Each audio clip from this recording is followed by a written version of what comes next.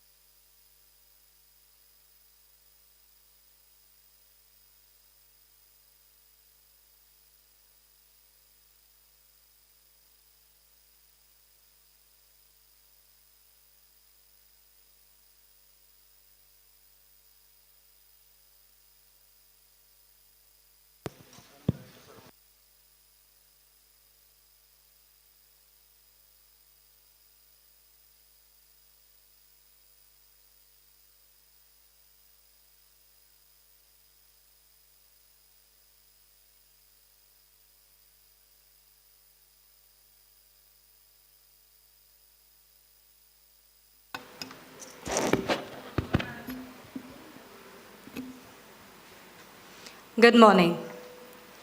Congratulations to all of you who are here today, who have made one important decision in your life, that is deciding that you want to be an engineer. And you might have heard this before, but this is indeed a very big decision. And even if it might not decide everything that happens in your life, it is at least going to decide what you do with the next 4 years of your life. So welcome to all our future builders, bridge makers, robot overlords, to NITC and to Disha 24, direction and inspiration to students for holistic advancement. We begin with the inaugural session. I request our dignitaries to please occupy the dais.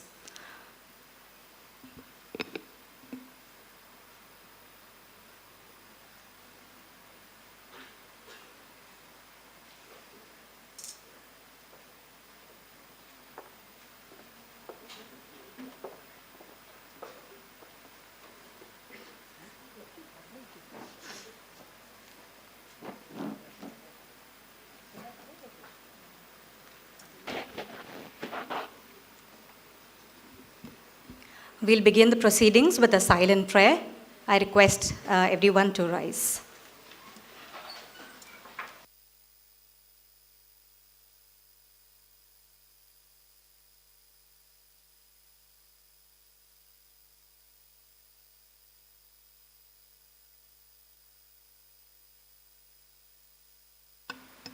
Thank you.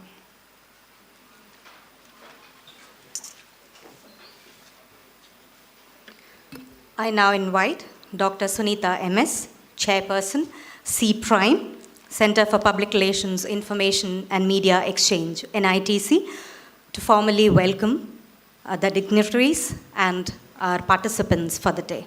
Ma'am. Thank you, Dr. Vrinda.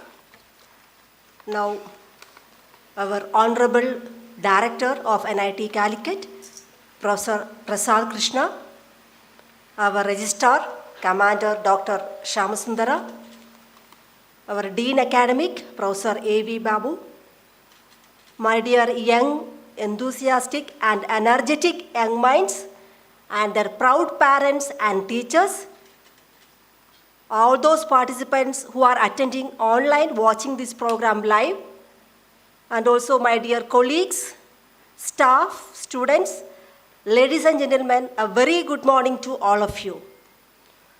You know, this event, Disha, Directions and Inspiration to Students for Holistic Advancement, a path ahead of engineering, is mainly designed for the engineering aspirants who are just now completed their 12th standard or who are pursuing their 12th standard, and is an annual event of NIT Calicut by the C Prime team, that is the Center for Public Relations, Informations and Media Exchange cell of NIT Calicut, started last year only, but last year we conducted only in the online mode, but after that we observed that, or we received many requests from many schools in and around Kerala, and we hosted many campus visits in our institute at here at NIT Calicut.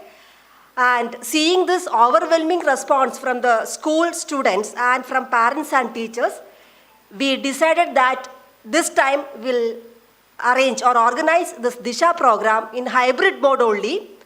And that is why you participants here are all here for Disha program here today. Actually, we were about to stop our registration when it reaches 100 offline registrations. But then we received requests from many schools for bulk registrations. And we could admit only the request from 2 schools only. That is one Kausar school from Kannur with 30 participants, bulk registration. And then another school, Ansar English School from Thrissur district for 25 bulk registrations. But then the registration now reached up to 150, and as we are allowing parents also to attend this function, and this hall is of 350 to 400 seated capacity, we were forced to deny the request from other schools for offline participation, but we have allowed them, all the other participants, to attend these sessions online, which is now going on. So now we have 150 plus participants here along with their parents and students, teachers. And also we received some 20 to 25 sport registrations as well now. So thank you all for coming over here to our institute, this NIT Calicut. Now you know you are all now finished your all entrance examinations. Almost the results of all the examinations are now out, except that KEEM, Kerala Engineering Entrance Exam, and IAT, the ICER aptitude test. But then the answer keys of these two exams are now made available at their respective websites. That means now we can have an idea of, based on the last rank details, what is your status now and which branch or which institute you may be allotted or something like that. And the JOSA counseling, that is Joint Seat Allocation Authority, has already started the counseling for G Main and G Advanced aspirants on 10th itself. And you know, you are now in the stage of choice filling, and the mock allotment is scheduled on 15th and on 17th. So we thought this is the right time, that is today, the right time to organize such a program for the engineering aspirants to help you out in decision making.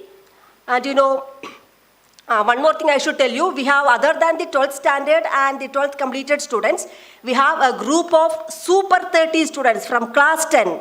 Will you please raise your hands, these 30 students from class 10? Yes. So they are also about to visit our NITC campus, so we allowed them to attend this program as well. And I am using the word again, Super 30. You know what that Super 30 actually stands for? There is a film, Super 30. The main actor is Hrithik Roshan only, based on a real story. You know, one Mr. Anand Kumar from Patna, Bihar, is a very highly talented mathematician, but from a very poor background. And he published many papers in number theory, and he got admitted to Cambridge University for higher studies. But in between, his father expired and he had to come back to India, and because of his poor family background, he could not continue his studies. But then what he did is, he started a Super 30 coaching center at his home only, admitting students from very poor background in his village, and accommodations is free, and food is cooked by his mother only. It is just like a Gurukula education system, focusing on G Advanced only. And based on this real story, now we have a film titled Super 30. It is available on our YouTube channel, so I request all of you to just watch that film, Super 30. Anyway, all of you are here.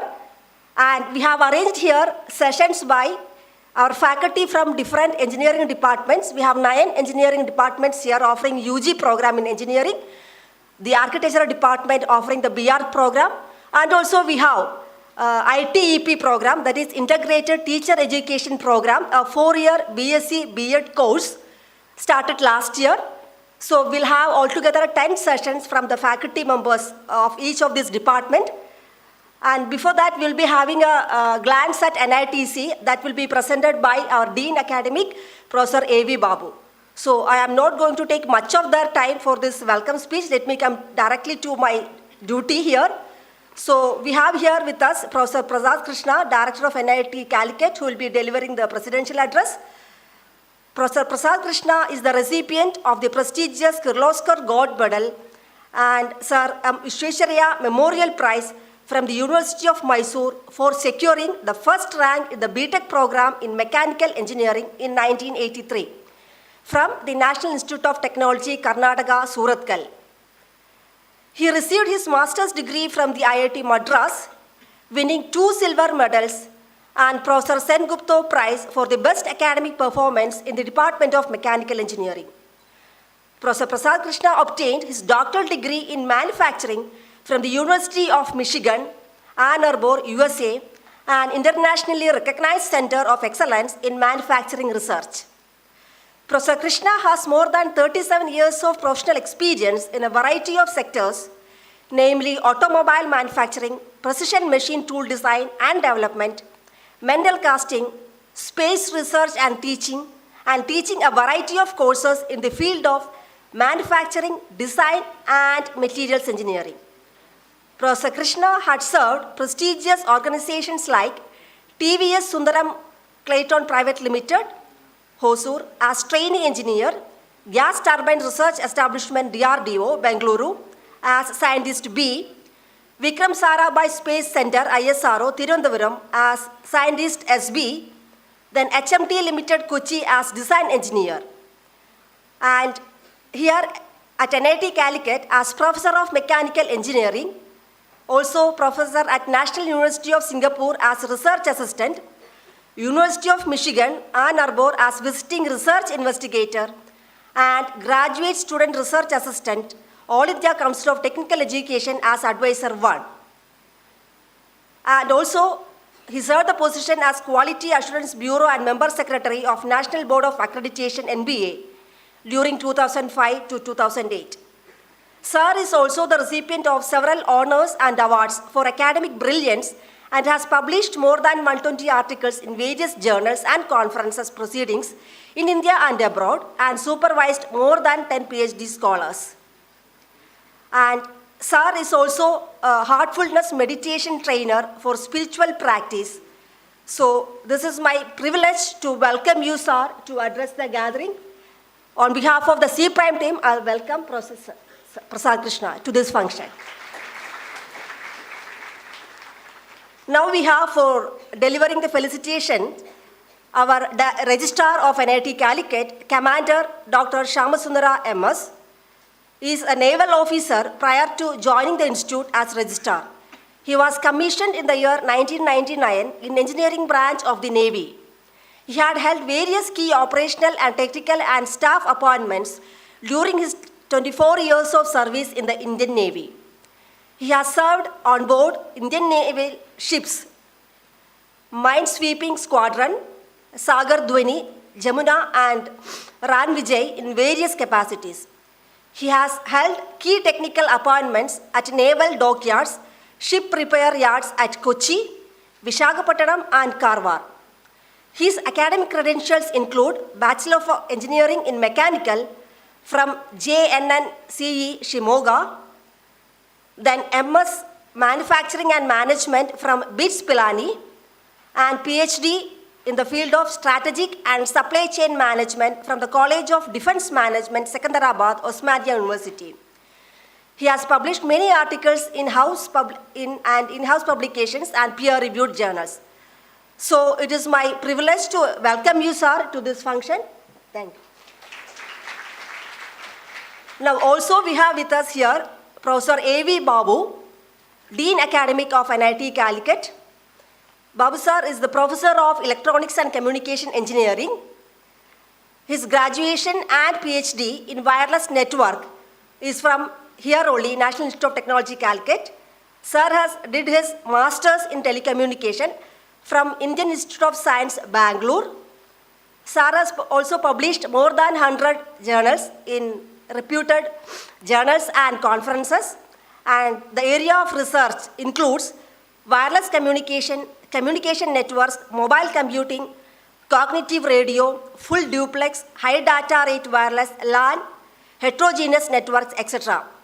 He is also as a senior member of IEEE and life member of ISTE, Indian Society for Technical Education. And now I welcome you, sir, for this function. Now I would like to welcome each one of you, the young aspirants and their proud parents and teachers who are here to attend this function.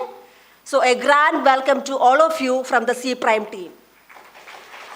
Also, I would like to welcome each and every one of the C Prime team members, my colleagues, staff who are all attending this function, offline as well as online. Welcome you all and thank you.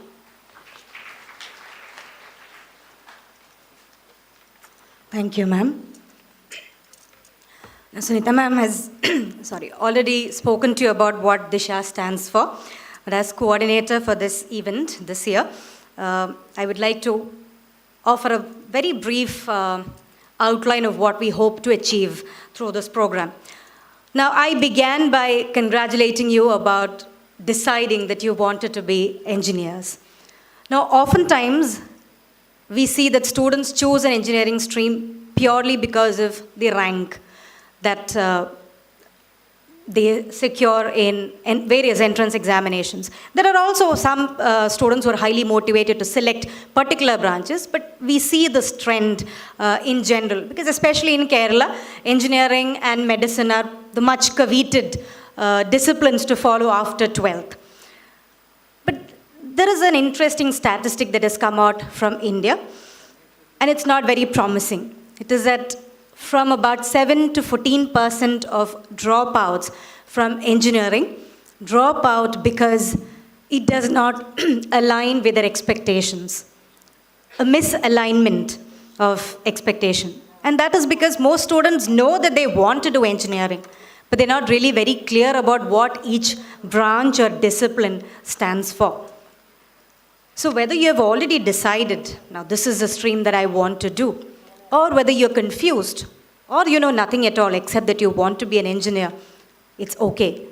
We hope that today we'll be able to solve some of your doubts for you, some clarifications we may be able to offer in terms of scope, in terms of job prospects, in terms of what you can expect out of an engineering degree from any engineering college in and outside the state. We have a panel of esteemed faculty members who will speak to you today regarding each specific branch. And this is with regard to the branches that NITC offers, but it also, in general, it covers almost all the branches that are covered under the undergraduate stream. So I hope you make the best out of it. And this is also for our participants who are joining us online. We have kept the question answers and interaction section towards the end of the presentations. So the comment box will be open at 1 o'clock, and you may pose your questions as comments, and we will be able to take them from the offline mode itself. So I invite all the participants to Disha. And Sunita ma'am has already invited and mentioned the various achievements of our director, Professor Prasad Krishna. And needless to say, he is indeed the apt person to greet you today and offer the inaugural presidential address. I welcome you, sir, for your words of wisdom. Thank you, Dr. Vrinda Verma. The coordinators of Disha 2024, Dr. Vrinda Verma and Chenna Vivek Kumar, my colleagues, other invited guests, my dear aspirants of STEM education, I don't know whether I should call only engineering or just STEM education, and their family and family members and parents, pranams to all. First of all, I want to congratulate all of you for coming to this stage in your life. And I'm sure this is the time to retrace the path right from your kindergarten, preschool, to now secondary, senior secondary. Now you are entering to the portals of a higher education. And we have to be grateful to all those people, our parents, grandparents, uncle, peers. And if you keep expressing gratitude, even your grandma who told the stories and you made you your ethics and morality were shaped by this grandma. And many, the teachers, the mentors, advisors, well-wishers, many have played a great role in getting this coveted achievement, and you will be entering very good schools of learning in the higher education. And for those who are in the 10th, the Super 30, and those who are still in the secondary, again, let the Supreme bless them to fulfill their dreams. So if you keep thanking all, the best way to thank is the Supreme, the ultimate. Because of it, I cannot say ultimate has no form. You can't even say he or she. So that ultimate, we have to be always thankful. So that is where we are all here at this stage in life. But then when you look at Disha, somebody is giving directions to you. Directions and inspiration to you. Who can give you direction? That is a big question. None of us are capable, my dear friends. What is going to happen in the near future, no science or technology, no economist, no statistician can ever predict. Nobody could predict the onset of this COVID pandemic, which has shaken the economies of all the developed nations. You may have all the mathematical models, nobody could predict. You may be able to predict whether it will rain in the next 24 hours, depending on the sensorial information or from this machine learning, AI database, etc., with radars all over, with satellites, but you cannot predict what will happen to me in the next moment. I may die immediately. So friends, that is what the challenge in life. There may be war, there may be water crisis, there may be flash flood, heat wave, landslides, earthquakes, tsunami. That is definitely going to happen when you are going to take up responsibilities in life. But that is where, friends, it is a WUSA environment. There is highly volatile and ambiguous, uncertain, and very, very confusing environment. The world is before you. But then, Indians can be proud of, because all countries are getting old. Look at South Korea, Japan, Germany, the European countries. So they are all having elderly population. All of these countries need quality, competitive manpower, human resource. And who can supply that? The only country which can supply, even China is getting old. Today we are the largest population in the world and the largest youngsters in the world. More than 60% of the population is you all. And that is the promise and that is the future. The world has to depend on Indians only. There is no other go. And this is the opportunity. And we don't have to wait, I'll tell you, for centenary of our Independence Day, where we say India will be a developed nation by 2047. I think it is not. Before that, I am telling you, it is already going to become a 10 trillion economy by 2030. That is the way the development is happening in this country. And who can be part of that? Youngsters like you. So, let us not limit to serving our state or India. We are Vishwaguru, Vasudhaiva Kudumbakam. We are here to serve the entire nation, entire world. That is where you learn as many languages. NIT Calicut has introduced the language skills for French, German, with Japanese foundation, Japanese, and soon we are going to, with TIEC, the Taiwan Education Council, we are going to offer Mandarin. Because again, China needs Indians only. So we are going to have a Mandarin class, and I am sure this is a great opportunity to learn. We are already capable Indians. All of us know minimum 3 languages, and it is easy for, especially from this state and entire South India, we are capable of picking up more languages. And if you know more foreign languages, sky is the limit. So that is where, friends, keep it open. Keep open. Don't bother about, I did not get computer science.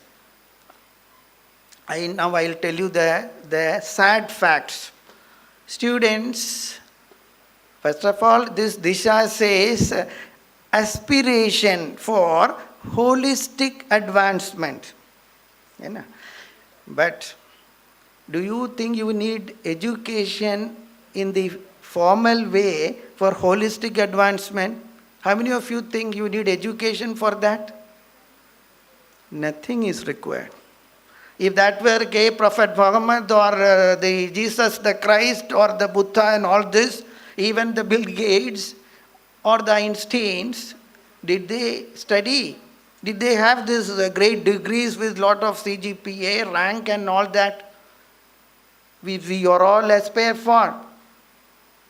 Nothing is required, friends. First, please understand. This is where we are all mistaken. The parents, if the child is having low score, we beat him, we abuse him. You say, look, your sister is in IIT, you are only in NIT. And there is a suicide, depression and problem.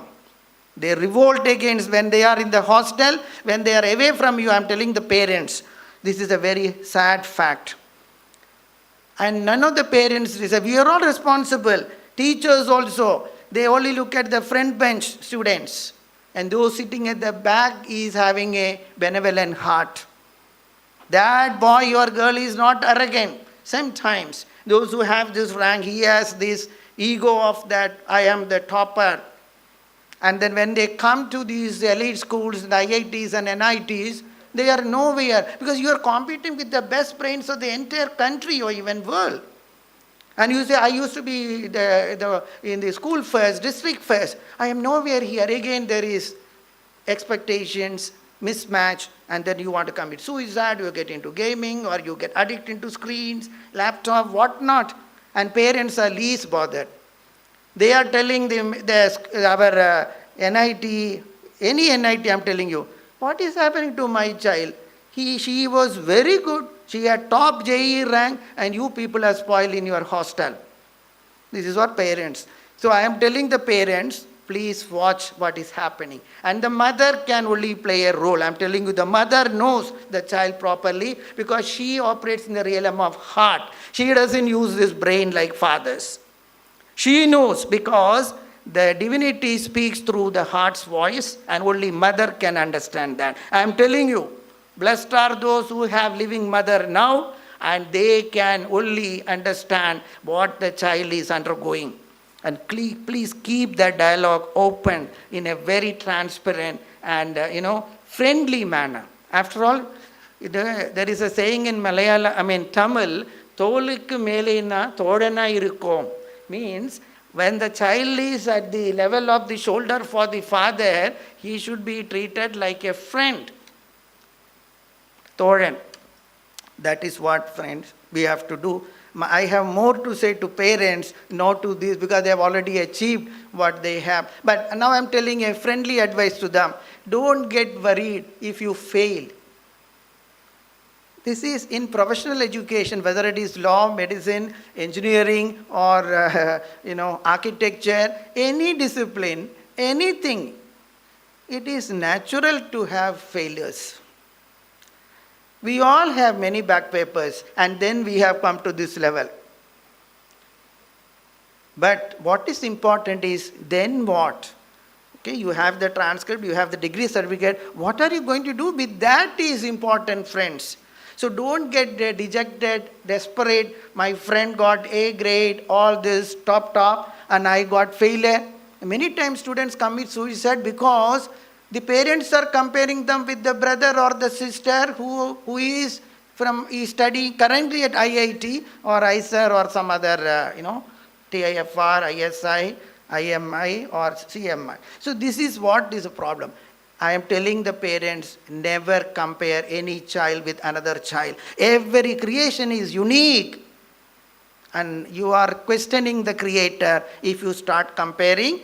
Even they are twins. Please don't do this mistake. We often do. We do in the classroom and you do at home. And these are all very, very dangerous risks. Today's youth is very sensitive. We have seen that. Very fragile. They don't have the emotional resilience.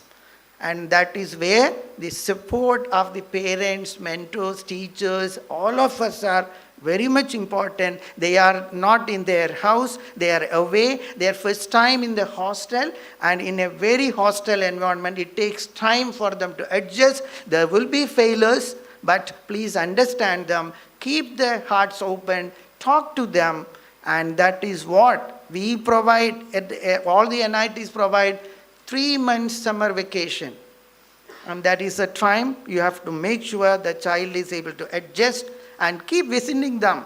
Keep visiting the child. Keep the dialogue open. Today, there are many ways of connecting with these great people, and make use of that, and never get, disappointed. Suddenly, the child's CGPA is very poor, or he is very moody, he has some tendencies and all that. If a mother, forget about counselors, psychiatrists, all that, what they can do, you are all thinking, we need this many counselors per student. Do you think a mother is the best counselor? A mother knows what is happening to the child, even if the child is 90 years old, if the mother is alive. My mother knows if I am sick. She doesn't need all the gadgets, the electronic media and all that. She immediately calls, Bete, are you well? Are you keeping well? All of us have experienced that, because she understands there is a heart-to-heart connection with the mother and the child. And that is the person you have met only. The first person you met in life is the mother, and only that mother can do. Therefore, my dear friends, young friends, never hide anything from your mother. That is the only thing that will help you to navigate through this samsara sagaram, this life. എത്ര പേർക്ക് മലയാളം അറിയാം? എല്ലാവരും മലയാളികളാണ്. എന്നാൽ പിന്നെ മലയാളത്തിൽ പറഞ്ഞാൽ പോരെ അല്ലേ? എന്തിനാണ് എനിവേ, ഈ സംസാര സാഗരത്തിൽ ഇങ്ങനെ കറങ്ങി നടക്കുമ്പോഴേ നമുക്ക് ദിശ തരുന്നത് ആരാണ്? നമുക്ക് ഡയറക്ഷൻ തരുന്നത് ആരാണ്? നമ്മുടെ റഡാർ ആരാണ്? നമ്മുടെ റഡാറ് അമ്മയും അച്ഛനും ഗുരുക്കന്മാരും ഗ്രാൻഡ് പേരൻസും അല്ല. ആരാണ്? നമ്മൾ തന്നെ. നമ്മുടെ ഹൃദയത്തിലിരിക്കുന്ന ആ ഈശ്വര ചൈതന്യം. If you don't believe in God, your own higher self, your potential. Don't believe in God. You can't believe in God because you have not seen God. So it is again a nonsense if you say I believe in God because you have not seen God. You can only experience God in the heart. And that supreme and that whatever you call the higher self will speak and give you directions. Disha. Disha ബോധമുണ്ടാക്കുന്ന ഒരു ഗുരുവിനും ഒരു അധ്യാപകനും ഒരു അച്ഛനും അമ്മയ്ക്കും ഒന്നും ചെയ്യാൻ പറ്റില്ല മക്കളെ. നിങ്ങൾ തന്നെ നിങ്ങളുടെ ജീവിതത്തിൻ്റെ designer. You are the weaver of your destiny. In Holy Bible, Jesus told, blame not others, blame thyself. It's a profound statement. We keep blaming. Oh, നാശ ഈ അമ്മ കാരണം അച്ഛൻ കാരണം ഞാൻ ഈ എൻജിനീയറിംഗ് എടുത്തു. എനിക്ക് എൻജിനീയറിംഗേ ഇഷ്ടമല്ല. എനിക്ക് വല്ല ജേർണലിസ്റ്റും അല്ലെങ്കിൽ ലിറ്ററേച്ചറിനെ വൃന്ദയുടെമാതിരി ലിറ്ററേച്ചറിനായിരുന്നു താല്പര്യം. നിങ്ങൾ എന്തിനാണ് എന്നെ ഇട്ടി പൊല്ലാപ്പ് കാണിക്കണേ? ഇപ്പോഴെങ്കിലും ഞാൻ പറയാണ്, എന്നെ ചീത്ത പറയരുത്. പേരൻസ് നാളെ എന്നെ ചീത്ത പറയും, ഇയാൾ കാരണം എൻ്റെ കുട്ടികളുടെ തല തിരിച്ചെന്ന്. പക്ഷേ if you want the child to perform, if the child has to be with aspiration, not ambition, we have to be very careful. We don't want ambition. We only want aspiration. Aspiration to become a great human being. That should be the goal of all this tamasha. After all, if I get good, become a degree from an engineering school like this, what is that? It may get me a good job, that's all. If otherwise also you can get a job and you can be happy, all this happiness doesn't depend on external things. It only depends on your inner. Happiness is not external to you, it is always inner. Please be aware of this and don't worry whether I did not get computer science, I got only electrical, I got civil. Any branch is important, because if you want to solve a problem, the solution has to be integrated. You can't isolate the problem. Suppose there is a failure in electric motor, there are many disciplines involved.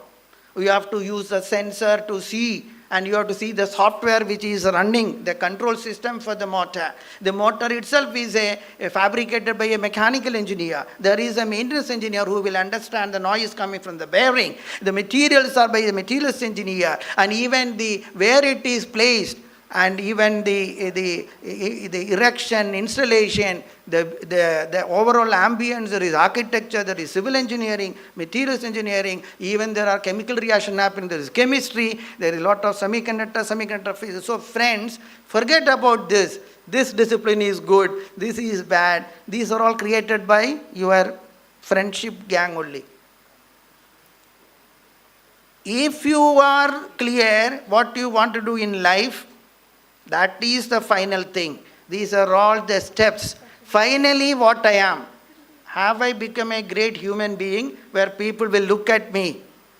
I will get a good partner and I will have a happy life. I will lead a full life as in the Holy Bible. My life will be full, purposeful, joyful. Only then, don't worry about these small pitfalls, low CGPA, failures, teachers very tough here, all that. I will tell you, engineering is the easiest to get very good score. The toughest part was 12th senior secondary. You have completed that. That I can guarantee. If anybody fails in any of these NITs or IIT, it is only intentional. I don't like this engineering. I hate engineering. That is the only reason if at all anybody fails. That I can guarantee. It's very difficult to fail. It's very easy, our curriculum. Any fool can get a degree in engineering. I'm telling you, with nobody can challenge that. If anybody say, I committed suicide because of very big academic rigor and stress, it is something else. The guy did not want, this is not my cup of tea. Parents, please understand, and I really welcome all of you. Even now, you can change the Disha. I want to be a journalist, or I want to run a poultry farm. I want to, do agriculture. Nothing wrong. Better be late than never. So friends, the whole world is before you, plenty of opportunities. And the potential is here in your heart. Don't listen to friends say, Eda, Bits Pilani adi etton nalladu NIT-ilum. Sham is from Bits Pilani. Parayum, Bits Pilani-ilokke etra foreign-il nere poga idu kayinjal. Avade alumni network bhayangaranallo. America, all, a lot of opportunities. അല്ലെങ്കിൽ ഇന്ന NIT മോശമാണ്, ഇന്നത് ഇങ്ങനെയൊക്കെ വെറുതെ ഒന്നും അറിയാതെ ഇതിൻ്റെയൊക്കെ പുറകെ പോകാതെ കിട്ടിയത്, and I will tell you, we have no choice. I am a spiritual aspirant. I know there is no choice in life. You have been given this, you do justice to that. There is no other choice. We may keep blame, parents, uncle, നാശയിൽ കാരണം ഇയാളെ കല്യാണം കഴിക്കാൻ പറഞ്ഞ് എന്നോട് എനിക്കൊരു ഇഷ്ടമില്ലാത്ത ആളാണ്. ഇങ്ങനത്തൊക്കെ നമുക്ക് വരുന്നുണ്ട് ലൈഫിൽ. പക്ഷെ ഇപ്പം അത് മാറി. ഇപ്പം അങ്ങനെയൊന്നും ആരും നോക്കൂല. നല്ല ജോലിയുണ്ട്, വേണ്ടേ വേടാ പോണേ പോട്ടെ എന്ന് വെക്കുക, അത്രയേ ഉള്ളൂ അല്ലേ. That is at least that has come. So do that in your Disha, and I am sure have aspiration in life, not ambition in life. And with that, I congratulate to all of you, and I am sure you will, as Vrinda mentioned, when you go through what is in store for a mechanical engineer, electrical, electronics, civil, chemistry, physics, or architecture, you will know whether this is my cup of tea, perhaps. Engineering is so versatile. Anything is possible if you are an engineer. You can run a poultry farm, you can run a kindergarten school, you can be a politician or what not. So that is what this degree will enable you to take any job. So that is what, and so don't take it too much into that I am an electronics engineer from IIT, so what? If you don't have a good heart, you are top ranked people from IIT, suicide, terrorism, people from Harvard, MIT are terrorists. So you want like that. So it doesn't make you a great human being. By degree from these elite schools, you have more diverses, more expectation, judgment, and prejudices. So let's not get into that, friends. I am not saying this. the life history of many of these great people will speak, and keep observing things around you. That is what is important, observational skills. And for that, you can't just sit in the couch potato, sit only in the apartments and never see the butterfly or what is happening in the nature. You will never learn anything. So that is where, come out of your comfort zone and see the nature. It speaks in different languages. That is the most wonderful, the ultimate designer. So thank you very much, and I wish you all a great learning. And those who are the 10th, cool, take it cool. ചുമ്മാ ചില്ലായിട്ടിരിക്കെ സന്തോഷമായിട്ടിരിക്കെ ഒരു പ്രഷറും ഉണ്ടാവില്ല. നിങ്ങൾക്ക് എല്ലാവരോടും പറയുക, നിങ്ങൾ ചെയ്യാവുന്ന പണി നിങ്ങൾ 100% ചെയ്യൂ, അത്രയേ ഉള്ളൂ. Rest you leave it to the supreme. Thank you very much. Once again I congratulate C prime, Dr. Vrinda and Shanna Vivek Kumar, our entire faculty, all the department heads, teaching and non-teaching, for making Disha 24 very successful. I am sure you'll have a great learning experience. Let it be like that. May God bless all of you. Jai Bharat.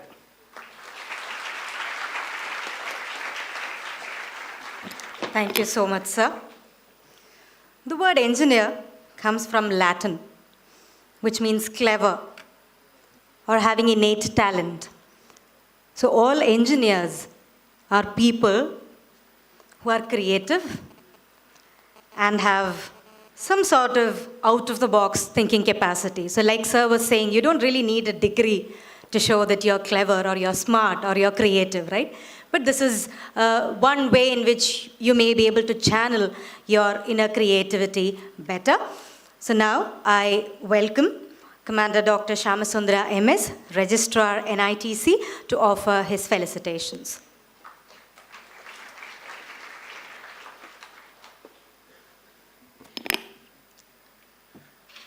Professor Prasada Krishna, Director, other dignitaries on the dais, of the dais, ladies and gentlemen, and my dear students.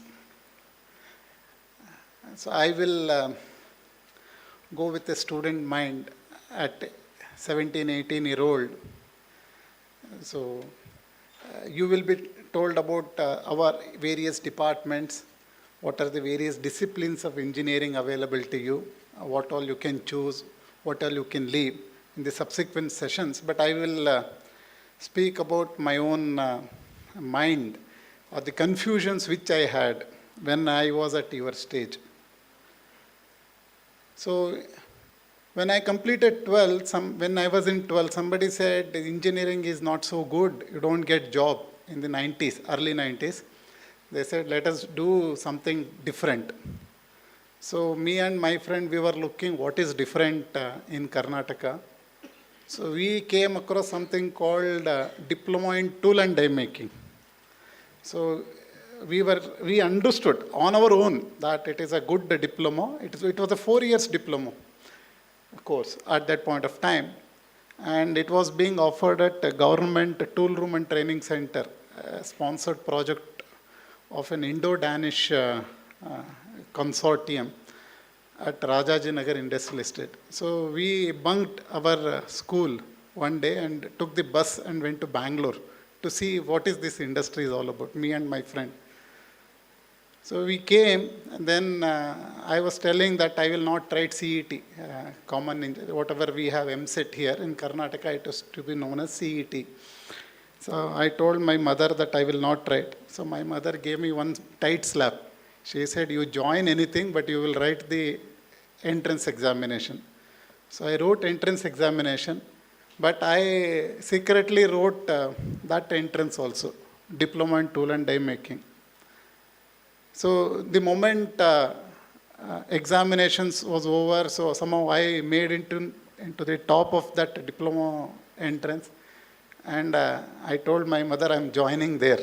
So I'm not interested in the engineering or studying BSc or something. So I went, somehow I forced my mother to drop me to Bangalore, joined the hostel in Vijayanagara, and our institute was in Rajajinagar, so we used to walk and go. So I did one semester. At that time, there was some reservation issues in entire India, and in Karnataka in particular. So all these engineering counseling was delayed by 4 to 5 months. So I completed one semester doing diploma in tool and die making, and I got bored in 3 months. So now I wanted to leave that. So one day I told my mother, tomorrow I am resigning, bringing my bag home. My mother said, what are you doing? You just joined there 3 months. Now only you are settled. So every day I used to get punishments. So my mother, she said, you take your time. A few more days, you go to college and then decide. But I was not interested. So I used to bunk my classes. And it was a residential program. 150 rupees stipend we used to get. So we never paid fees. So attendance was compulsory. Finishing work, some work piece was given. It was an industrial setup. We were supposed to complete within a week or something like that. So I missed my classes. Every day I was punished. So I had to write about 500 pages homework every day. So 1 week I did it. So in 1 week I wrote about 500-600 pages. Then I got bored with that. I told my mother, so I am catching the bus and I'm coming home. So I just came home. So then I didn't know what to do.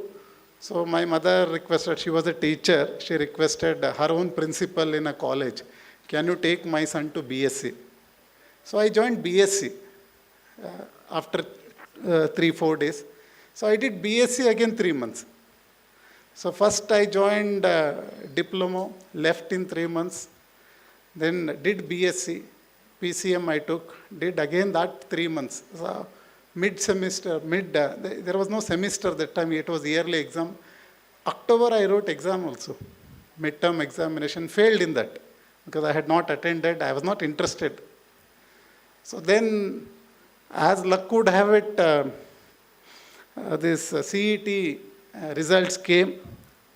Then I attended counseling also. That was the first time in Karnataka did a centralized counseling in a physical mode. That means we all will come and sit like this. Huge screen used to be there. Now we can see it on the computer. So then you used to go, they used to call rank wise. You come rank wise and seat will change. So you will pick and select where you want to go. So that they had introduced. So I was asking. So again I was fickle-minded. So I told my mother, now Manipal Institute of Technology, MIT, whatever is there, at that time seat used to be allotted through CET then in the 90s, early 90s. So electronics, MIT, I said I will join that institution. My mother said nothing doing, you will do studies here only, no hostel. Wherever our hometown was there, you will do it. So reluctantly I joined mechanical engineering. I didn't want mechanical. I joined industrial production engineering. I didn't want to do much studies. Somebody said IPE is easier than mechanical engineering. Mechanical engineering is tough. So I joined IPE. Although I could have got electronics, but I chose IPE at that time. And in 1 month I got bored with IPE. Then again, third round I attended the interview and I chose mechanical then. I never liked electronics. Electronics I liked, electrical I did not like. So mechanical I converted. So in a period of 7 months, I changed 4 courses, 4 different places. Then somehow I passed mechanical engineering, fairly good marks, I got 80% something in the end. Based on that, I never liked, then we started applying for jobs. So again, one more confusion, what to do in life. So everybody was doing that time something, all these KTIA, C++, all these languages were there. People used to go and do computer classes, take computer classes from Aptech. So many things had come in Bangalore. IT was booming. Everybody was trying. Again, me and my friend, one more. So we wanted to do different. So we will not join any software jobs. We will join military. So we started giving interviews, went to Air Force, this thing. So got rejected first day itself, first time. And then I went ahead and gave Navy interview. My friend didn't accompany second time. and somehow I got selected. Then again, my mother had advised me, you will write GATE also. So GATE also I had got a fairly good marks. At that time, I don't remember now, but there was a chance of getting MTech seat in REC. At that time, KREC was Surathkal. Now it is NITK Surathkal. We know this as a KREC, like this is correct. So that was there. But I was not interested in studying. So I joined Navy. And when we joined Navy, they said in first 1 year you have to do 2 courses. One is you have to get your own professional naval degree, which is a training. And second thing is you have to have a specialization in marine engineering. So both concurrently. There was no time. I actually joined Navy to escape from studies. And they made me do 2 courses parallelly. In 2 years, I had to get that. Then we took some rest. We did our job, whatever it was there. It was a good life in Navy. No worries. But then they said you have to pass one more examination so that we can send you for MTech. Okay, that was a competitive examination within the Navy. Again, we said, who will take? I escaped. I wanted to escape from the studies. But services is forcing us to do more courses. So again, I did BITS Pilani course. I didn't want to write the entrance examination. So before I wrote, I completed my MS. So then I skipped that because there was an option. Then Navy said, okay, you want promotion, you have to write one more examination with 5 papers. International studies, strategic development, then technical paper, and then hardcore mechanical engineering. So we were made to again study and write paper. So life has taken the way it wanted. Whatever I wanted, I never got. So now, but I stuck to it. I chose a path wherever life landed me. Somehow I stuck to it. Now it's okay. Fair life has been good. So now 25 years of service I would have completed had I continued in Navy. Silver Jubilee year. And now here also accidentally I joined as registrar. I had no intentions of joining as registrar, but life took me there. So what I'm trying to say is that we want many different things, but life may not give this. Our choices may be entirely different, but life gives us something else. And it is not bad. Okay, initially we may feel bored, we may feel dejected, we may feel not happy or unhappy, but life is making right choices.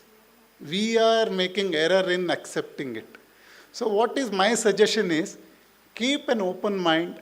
Sometimes you will get whatever you wanted. Sometimes you may not get whatever you wanted. But whatever life throws at it, stick to it, continue for some time, and try to do well. Definitely you will be happier.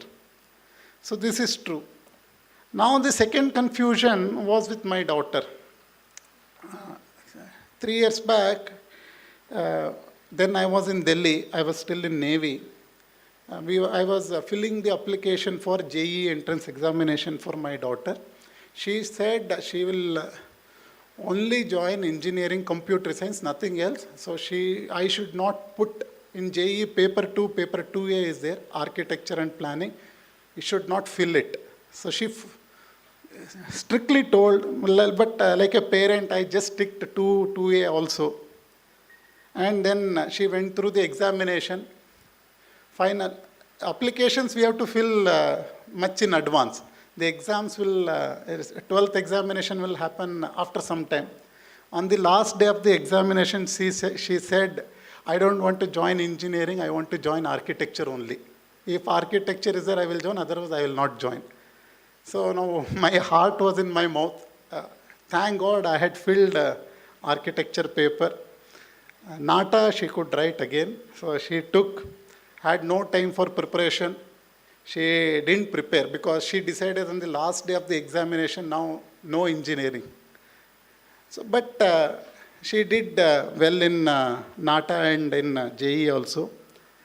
Now she is doing architecture in Bangalore, private college, it's okay. And she is happy. So she changed her life in the last moment, like father, like daughter. Okay, so always in confusion. So confusions are not bad. So you all will go through this. So it is very common. So do not think that, okay, you are only under this kind of shifting mood, shifting priorities, shifting ideas. So this is, everybody goes through it. It is quite common, and there is nothing like absolutely right or absolutely wrong. Okay, naturally things will happen. Allow your instinct to take over. Okay, stick to something, but do not leave again and again. Okay, and stick to something. And never ever, like our director has said, never ever think of that you are a failure in life, you would like to do something harm. Don't do it. See, why we are stressing this point to you is to the parents and to the children, our friends also, is that, see, a lot of bright students join our institution. So our institution is in one of the top technical institution in the country. We have very good ranking and we will improve. So people have competed at national level and they have got good ranking and they are joining institution. They may not have joined because it is of their interest. Maybe peer pressure. Friends are all doing IIT course or an NIT course or medicine. So we also want to prove something, or parents must have pushed. Various reasons are there. So sometimes there is a mismatch.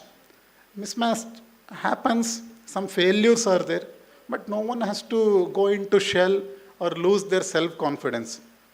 We have seen many of our students losing self-confidence and couple of them trying to commit suicide. You would have read in newspapers, one or two students committing suicides in IITs and NITs. It's a very unfortunate thing. So we do not want those things to happen. You should never ever give up, never ever lose hope in your own life. So always, whatever things come, you take that, stick to it and deliver. So don't worry, enjoy your period. If you don't get engineering here, any other college, that is okay. You don't get engineering, anything else is also okay. Don't want to do anything, that is also okay. Have a great character, okay. Good commitment to life. So you will do better in life, okay. Like our director said, formal education is not necessary to build character and morality. So that you build from your company, you build on your own. Build that, you will definitely have a beautiful, wonderful life. So I wish all the best to each one of you. I hope you utilize this opportunity to analyze what is available to you, where all you can channelize your energy. And I wish to see many of you coming back and joining our institution and achieving your dreams. Thank you. All the best. Jai Hind. Thank you so much, sir, for taking us through your journey towards being an engineer. I would like to insist on something that he said.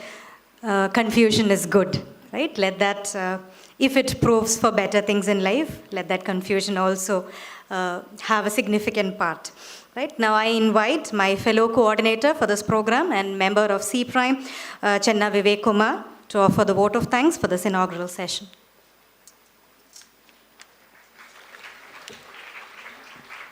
Good morning, everyone. We are a bit late on schedule, so I'll be very quick.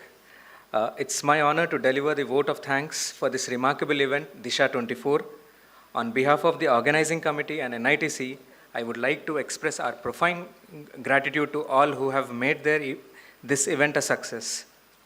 First and foremost, we extend our deepest thanks to Dr. Sunita, chairperson of C Prime, for her warm welcome address and continuous support. Your leadership has been instrumental in making this event possible. A special thank you to you, Dr. Vrinda Verma, coordinator for Disha 24, for giving us an insightful. Immensely grateful to our director, sir, Professor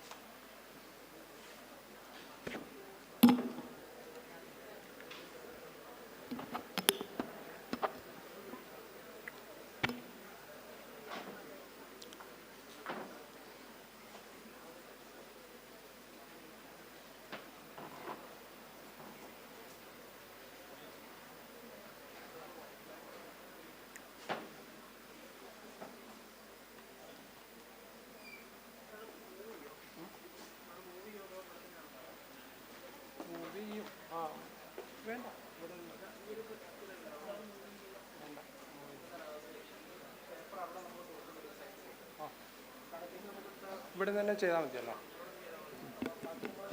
okay.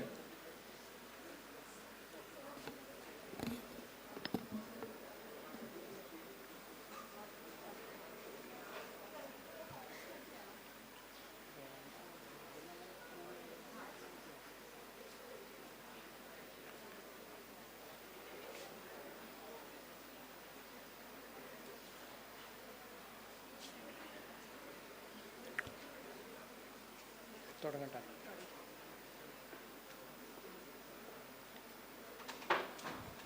Okay, good morning to all of you present here, my faculty colleagues and participants, parents. My job is to give you a brief presentation on the NIT Calicut, what are the programs, different programs, then what are the achievements of NIT Calicut, what are the options available for the students, etc. So let us go through the presentation. It is a very brief presentation for 10 to 15 minutes. So we, all of you have taken the decision to join engineering as your dream career. So what are the options available? So just seeing a definition for engineering. Okay. So engineering is basically the is a practice of using natural science, mathematics, and the design process to solve the technical issues, technical problems in the domain. And an engineer is supposed to improve the system performance, efficiency, etc. So engineering involves the design of system, infrastructure, could be an electronic system or materials, transportation, lot of subfields. As far as our institute is concerned, NIT Calicut, 1961, it was born and as Calicut Regional Engineering College. 2002, it was elevated as a National Institute of Technology and deemed university status was given by the Ministry of Human Resource Development, Government of India. In 2007, it was declared by an act of parliament, it was declared as an institute of national importance.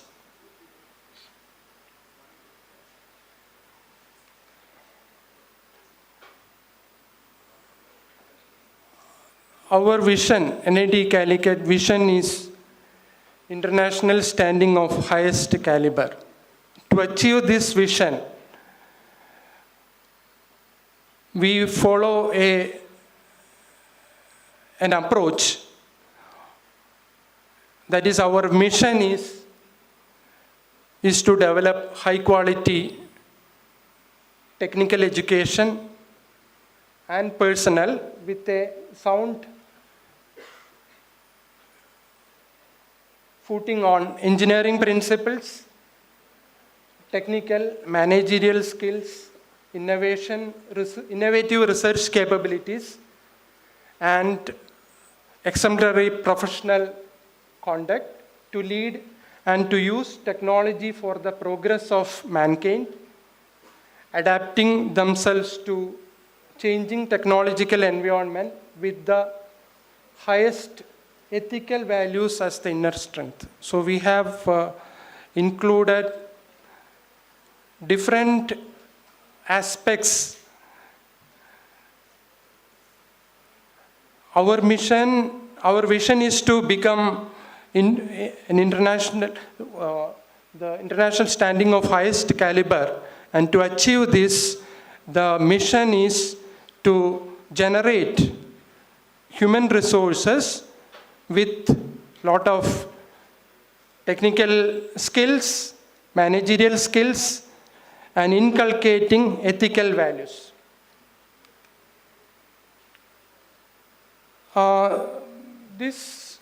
Here the milestones are the different milestones.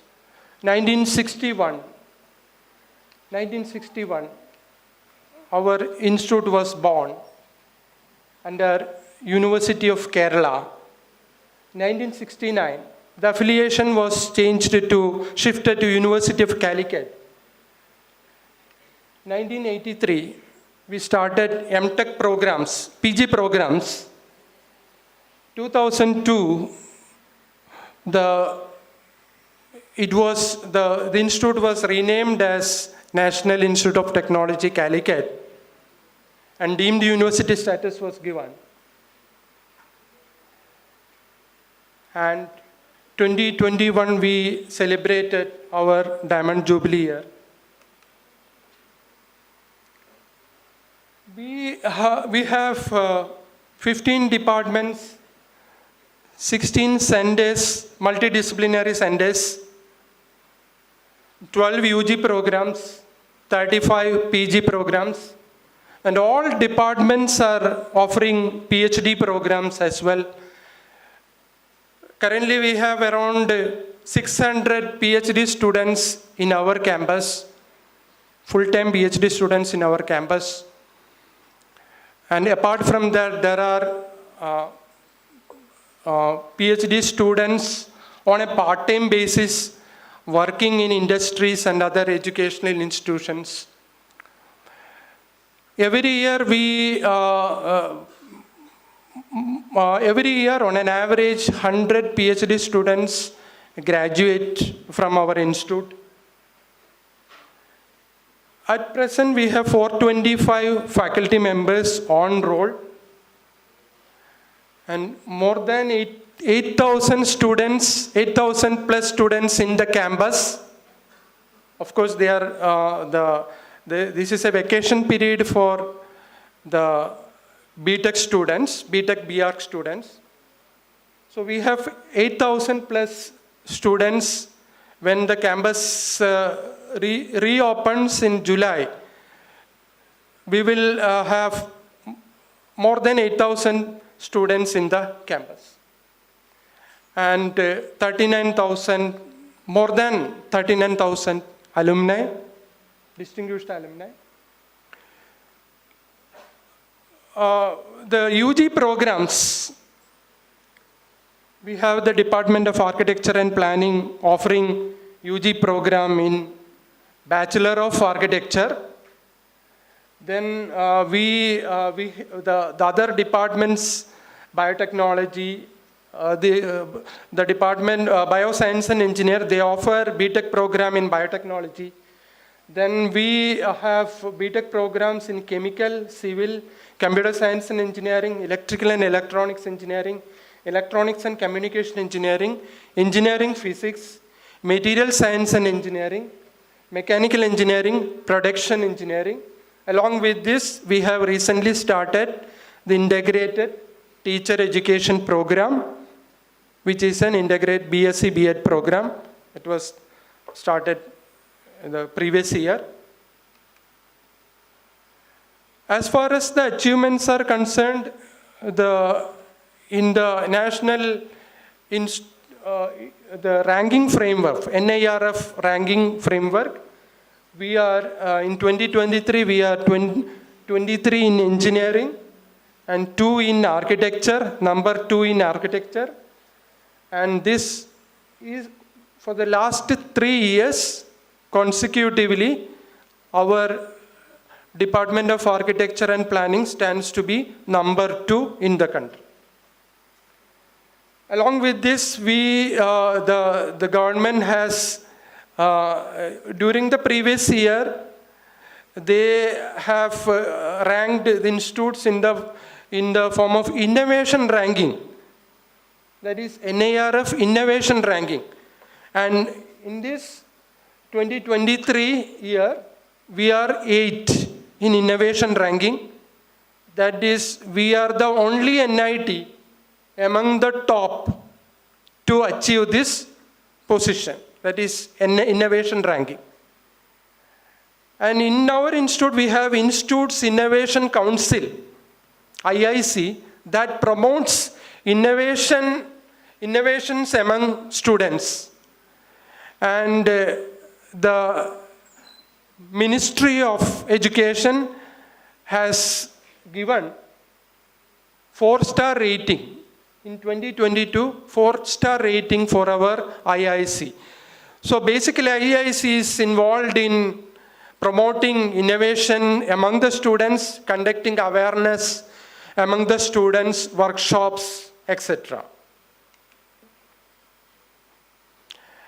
And our 7 out of these 7 BTech programs are accredited by National Board of Accreditation, Government of India, for the maximum duration of 6 years.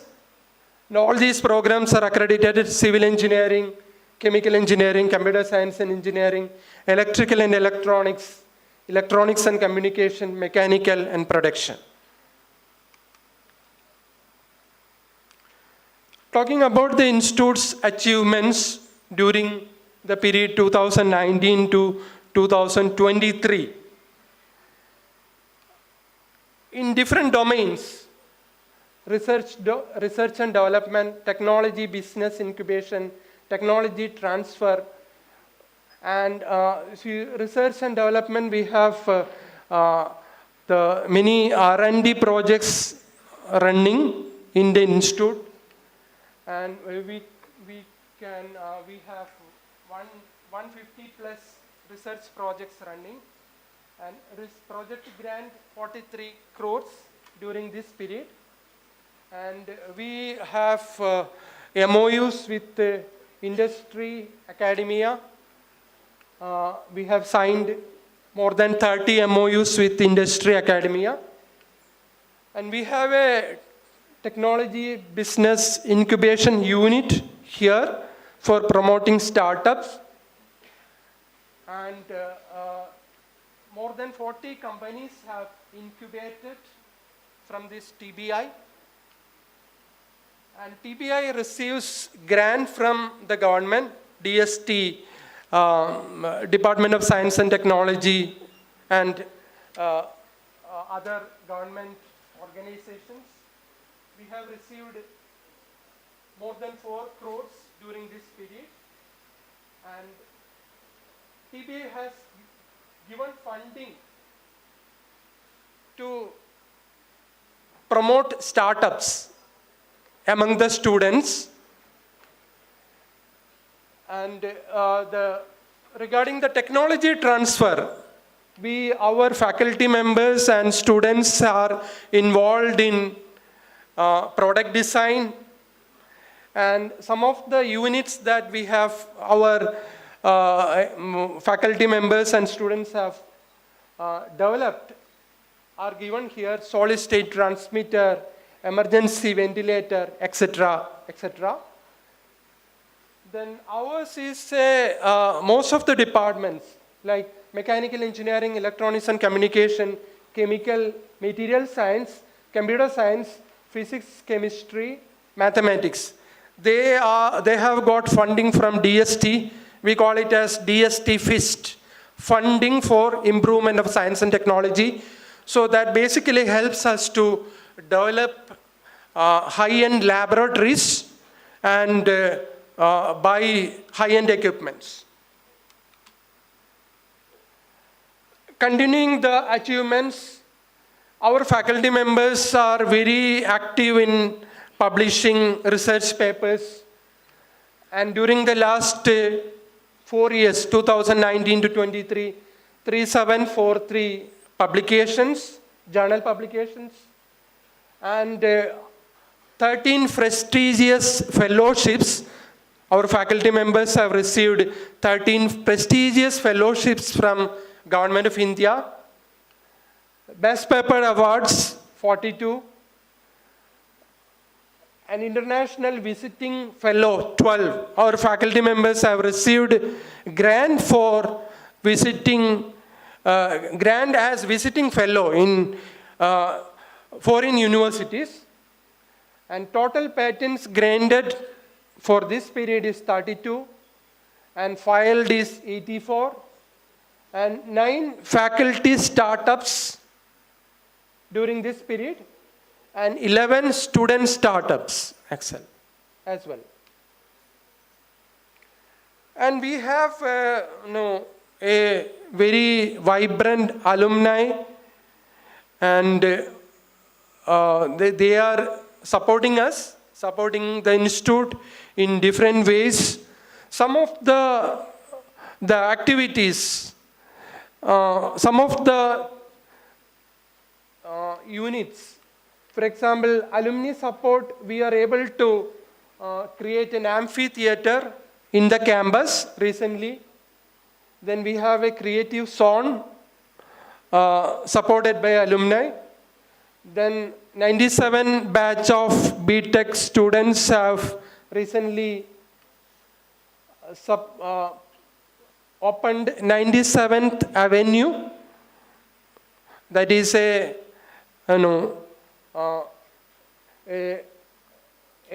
place for the students to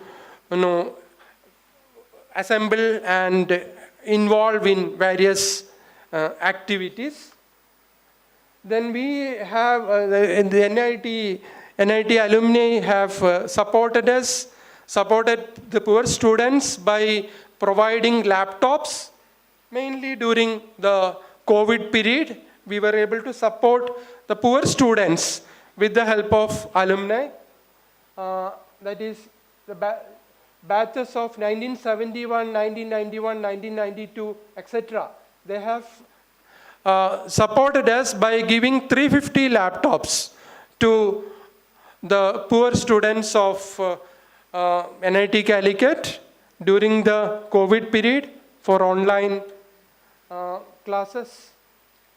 So there are so many activities in pipeline with the support of alumni.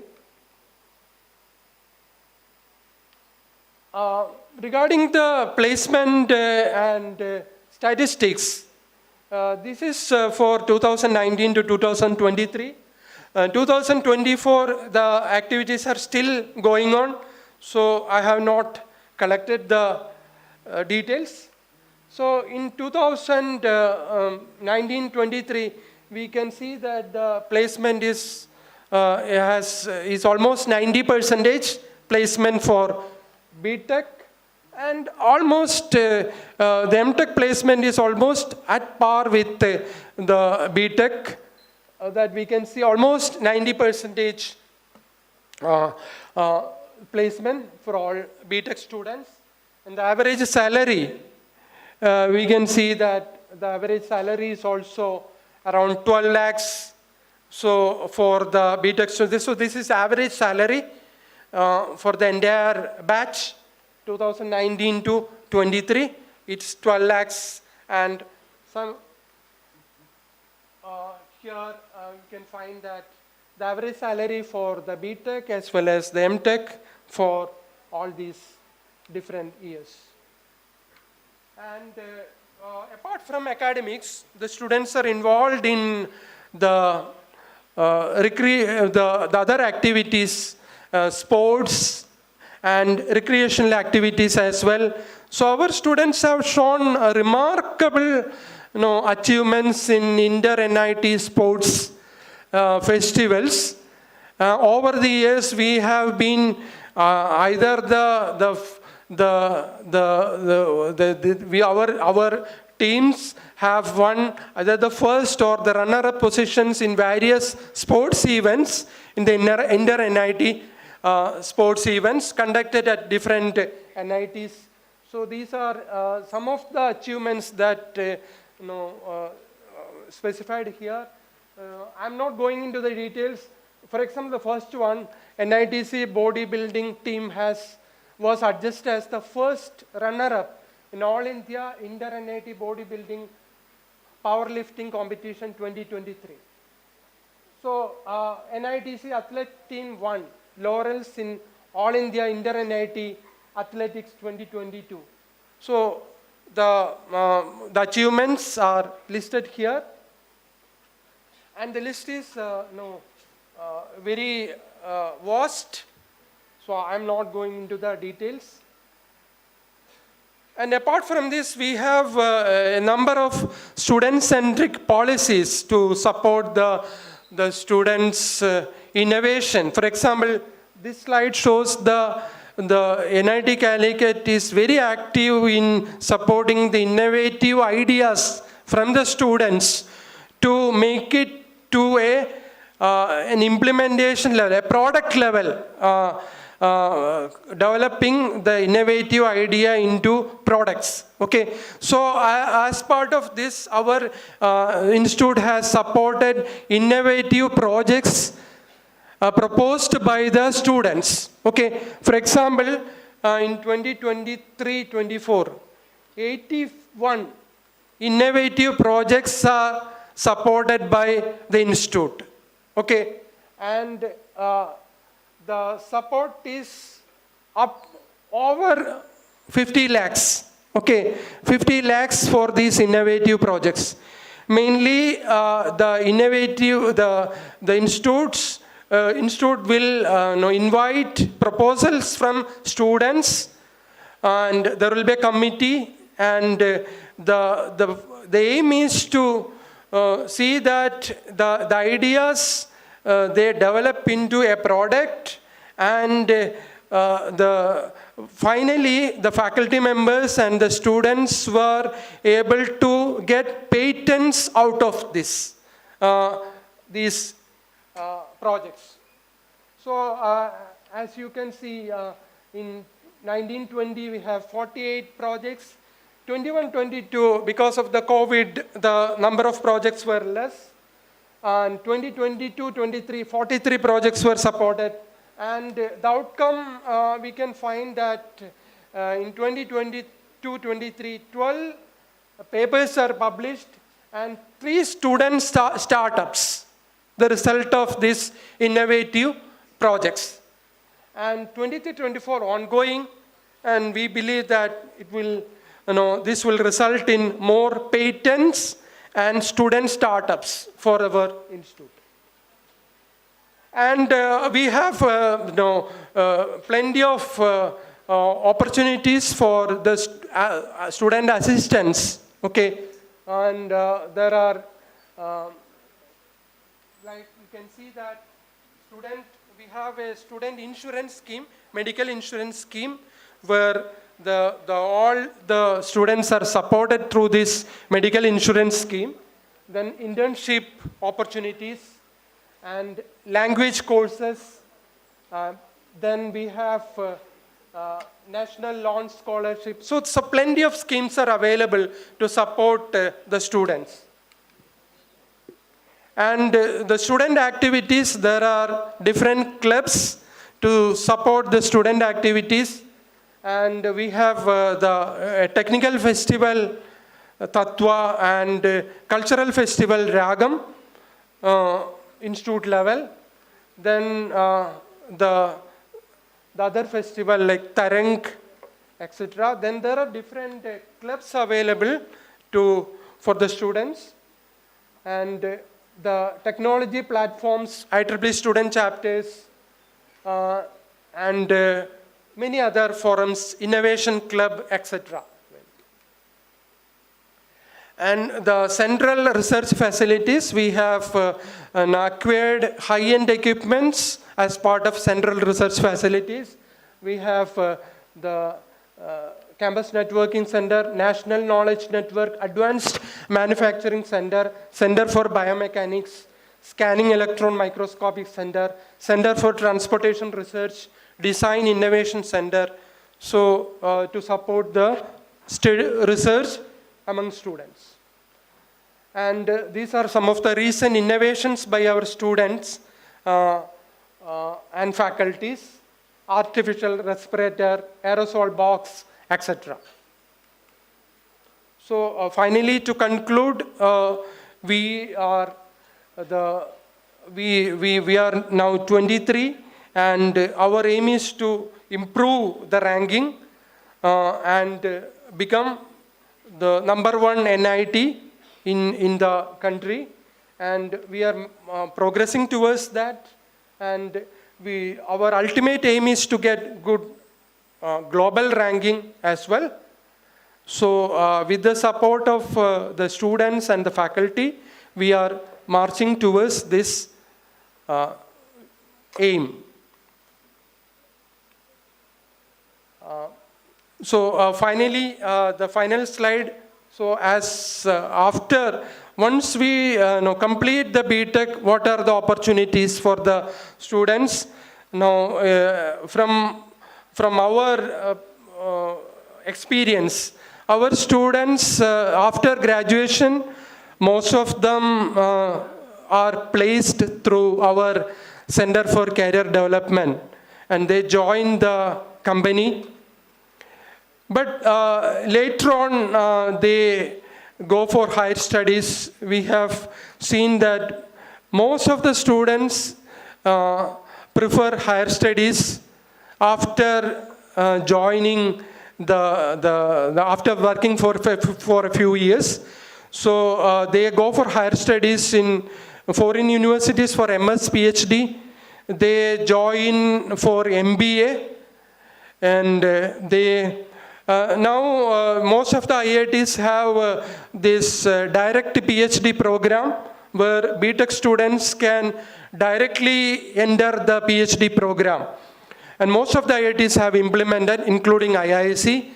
So some of the students, they prefer to go for direct PhD as well. And and entrepreneurship is another area our students have taken up after the graduation. So it depends on the students, their aptitude after the studies are over. With this introduction, I conclude. I thank you for being with us, and the department heads they're waiting for their turn. Thank you all.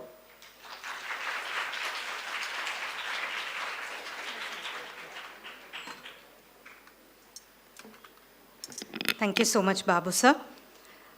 We have the department presentations now. Before that, I have a small announcement to make. We have a few lunch kits available in case the registered participants have not registered for the lunch or have not booked your lunches. A limited number of lunch coupons are available, so please get in touch with the registration desks. Also, if there is anybody who is sitting in the auditorium without having registered, please make sure that you register at the registration counter. This is to make available the participation certificates to you. So now we begin with the Department of Architecture. And I welcome Dr. Mohammad Firoz, Head of the Department of Architecture, to give his presentation.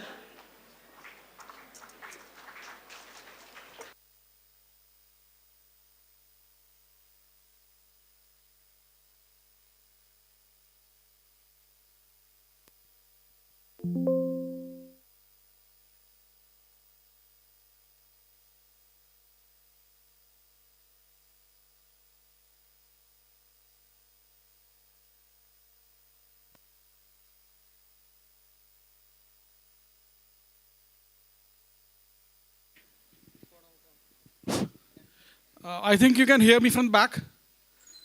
Okay.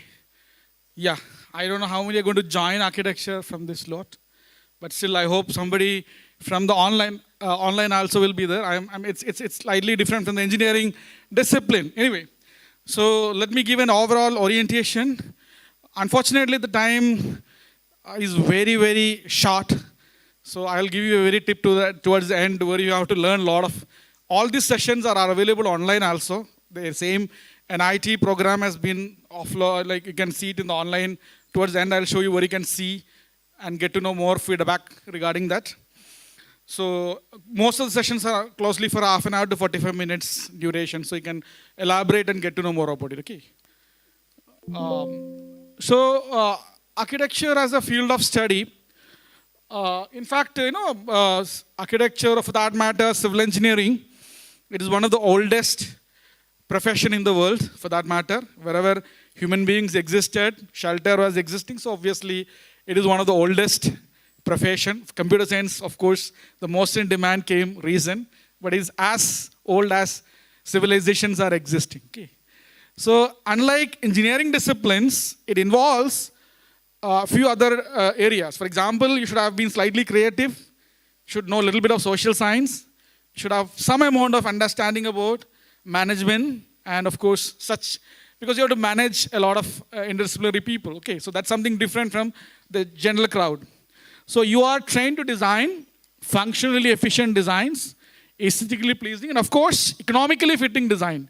If I've designed this hall, the budget goes out of it, then nobody will buy your design, okay? So that's the challenge involved in the profession. Some of these things are examples where architects are involved. For example, the first one is a residence. The second one is a campus. There is an auditorium or theater like this. Then it's a hospital, apartment, flat, airport, whatever buildings you're involved in, you as an architect have some orientation towards that, or you're supposed to create space or design that, okay? Now, architects are not just involved only in designing physical spaces or buildings. They're also involved in designing a chair, table, or a gadget, for that matter. You're also involved in designing the interior space of the building.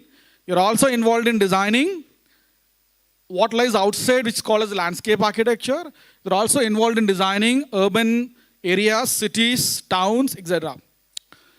So it's if you can call it as an art, yes, it is an art.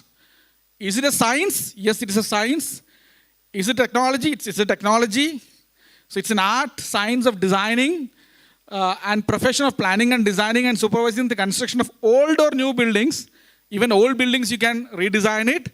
Okay. And then finishing to the totality, examining their environment in accordance with the principles of unity, strength, and aesthetics. Now, here, this is available for all branches of engineering or even architecture. See, it's not very difficult to get an engineering seat in India, am I right? The moment if you write 0 mark for KEAM also, you'll get engineering seats. Similarly, for architecture also, it's not very difficult to get through because there are 450 colleges in India. Okay, there are 450, and in Kerala itself, 41 colleges. Within 41, around 2,000 seats. The number of panchayats in Kerala is 1,000.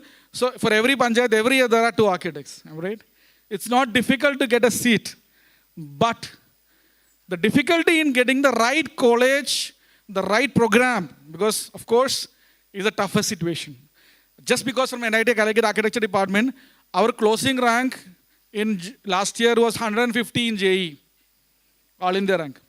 So it's difficult to be that way. Okay. Skills required to become an architect, I'll be slightly quick. People generally feel that architects should have good drawing skills. It's not really required, am I right?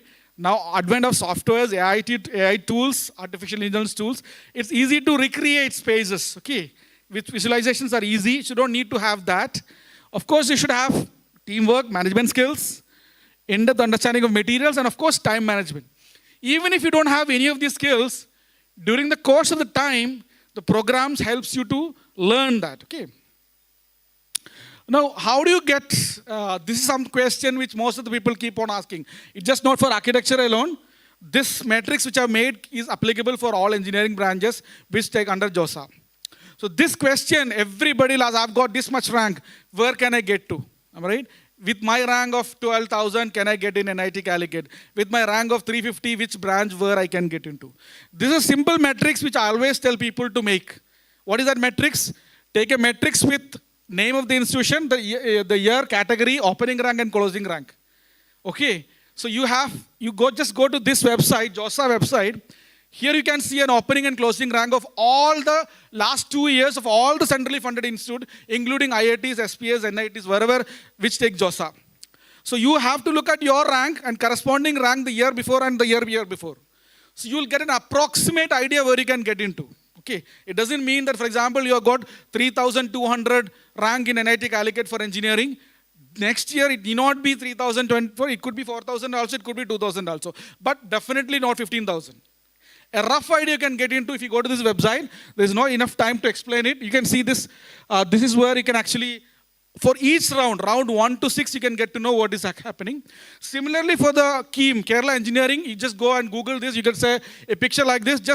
Just look at your respective colleges, what is the opening and closing rank for respective discipline, for respective category, SC, ST, OBC, whatever you can get to know, where you have been admitted last year. That gives an approximate idea where you are likely to get into. This is applicable to not just for architecture, for engineering also.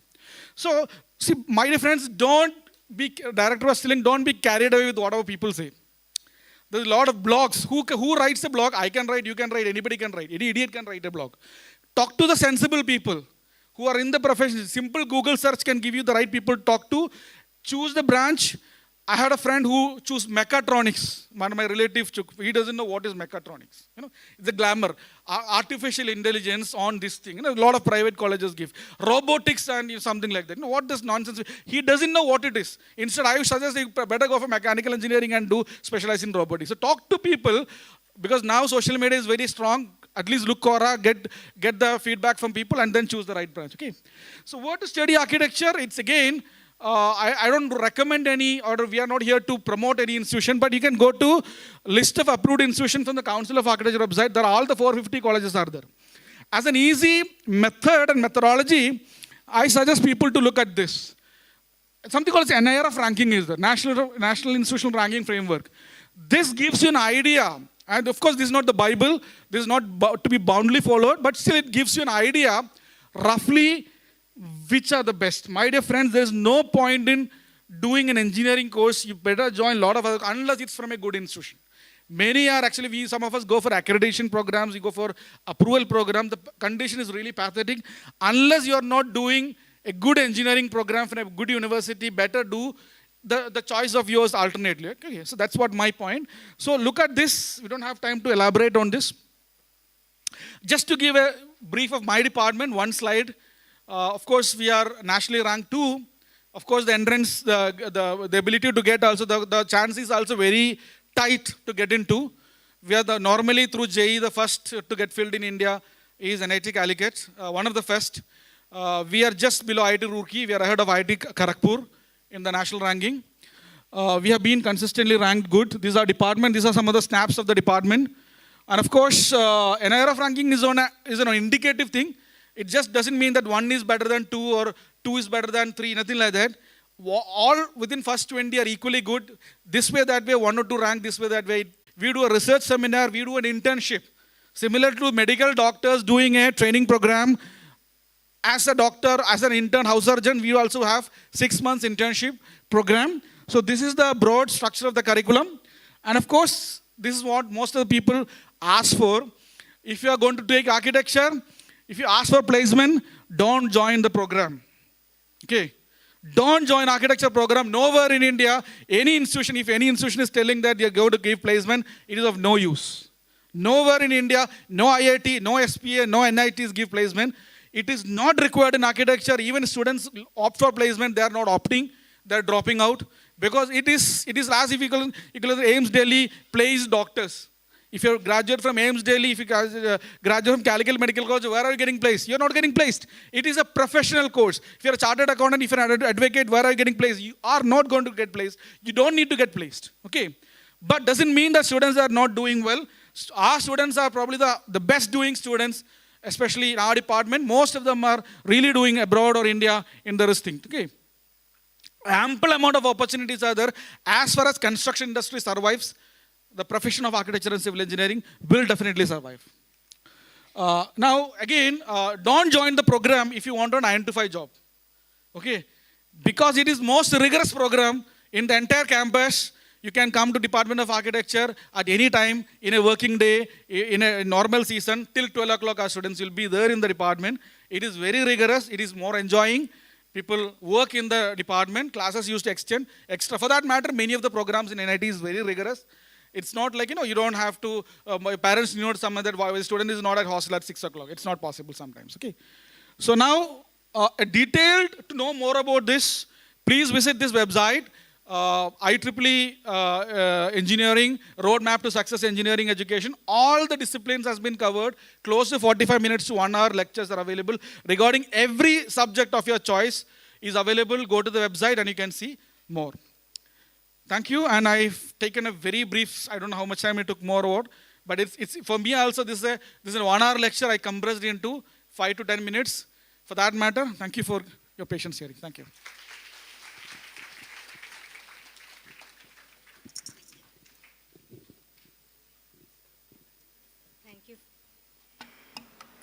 Thank you, Feroz sir. Like he was saying, as long as construction remains, civil and architecture, engineering will always be relevant. I also would like to give you a little bit of trivia that one of the most important or most famous buildings of the world is famous because of faulty architecture. Can you think of that building? Yes, the Leaning Tower of Pisa, right? One of the most famous architectural marvels. Because of a faulty architecture. Anyway, so thank you, sir. Now I invite Dr. Indumati Sadisharan from the Department of Bioscience and Engineering to give you a brief overview.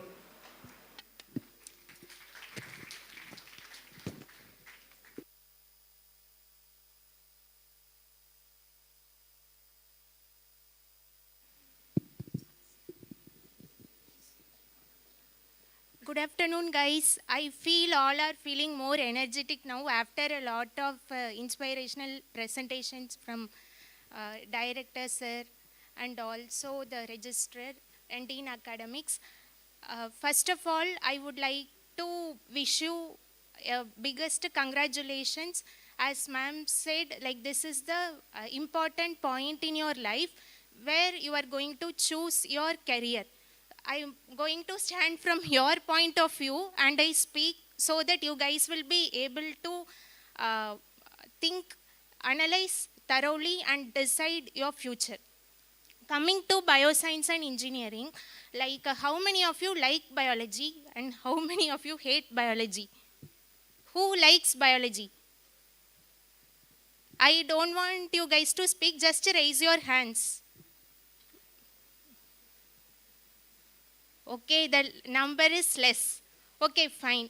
The thing is like in day-to-day life, from you wake up, the food you eat, even the sky, the environment, pollution, agriculture, land, medicine, everything is related to biology. You can't ignore biology in life. The only thing from your level, the only biggest issue is that scientific terms, diagrams, labelings, and big schematics. This is the biggest issue with biology. But as time goes, you guys will start liking it. The main principle of this bioscience and engineering is that in bioscience and engineering, there are different fields starting from microbiology, pharmaceutical technology, agricultural technology, environmental technology, immunology, genetic engineering, molecular biology, and so on. Mainly in India, most of the IITs and NITs and IISCs offers bioscience and engineering, biotechnology, biological engineering, bioscience and bioengineering. This is a common programs which have been offered by NITs, IITs and IISCs. One advantage is that if you study or enrolled in any one of these programs, after your BTech, you can take any specialization in your research area. For example, in the BTech level itself, you will grasp more idea about immunology, environmental technology, agricultural engineering, and so on. So what happens is that helps the students to think what we can do further after the BTech. You will have a broad idea about the specific area. Suppose if you have chosen microbiology and you are doing good in it, you have a good future in terms of clinical trials, and you can also enter into bioinformatics. And also many students after BTech biotechnology, they are opting for IT field. And it is also more welcome. As director said, this is a point where you are going to exercise yourself, examine which suits me, which doesn't suits me. Each one of us are unique, and all of us have a different like aspiration. Like all of us need not to like the same field. So once you graduate in BTech Biotechnology, you can enter either into medicine, healthcare, pharmaceutical, as a bioinformatician, and also as a software engineer, and also many people are shining in it. And in recent years, biotechnology is one of the most wanted area. For example, COVID. You guys should have enjoyed a lot due to COVID by being in home. And at the same time, being a human being, we can also understand like the tremendous worry and sadness the world had encountered. What is the first DNA vaccine which was been produced by India for the COVID? Any idea?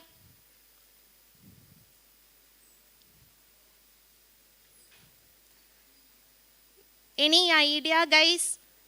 Please say. No one is going to judge. Covaxin, okay, fine. And before that, you guys, the first DNA vaccine which has been, that Covaxin is found by recombinant technology, but the first DNA vaccine was produced by the Cadila Healthcare Pharmaceuticals, which is an Indian multinational company based in Ahmedabad. The main thing is there it comes a joint work. Like not only biology, you need a lot of disciplines. Therefore, biotechnology is nothing but an integrated technology where you use maths, physics, chemistry, basic biology, and also nowadays artificial intelligence are also playing an important role. Therefore, my only suggestion is before you going to choose any institute, one thing you have to keep in mind, in India, if you are opting for a career option, when you do BTech in any biological engineering or bioengineering, you should have the same in MTech, like MTech biological engineering or bioscience engineering. If you have a aspiration to pursue your career after BTech in abroad, then you may choose cross-disciplinary. That is, after BTech Bioscience and Engineering, you can choose your interested area and pursue in abroad. And second thing is like, in India, there are a lot of pharmaceutical companies and agricultural companies which are recruiting a lot of students. And one of the most famous company, like if any one of you are in Bangalore, you will be well aware, Biocon. Like Biocon is one of the leading producers in insulin. And now it is Malaysia-based Biocon is the first producer in insulin in Asian continent. So you guys have to think that you have to serve the world. But in an overnight, you can't serve the world. And also, first you have to learn to choose a best institute.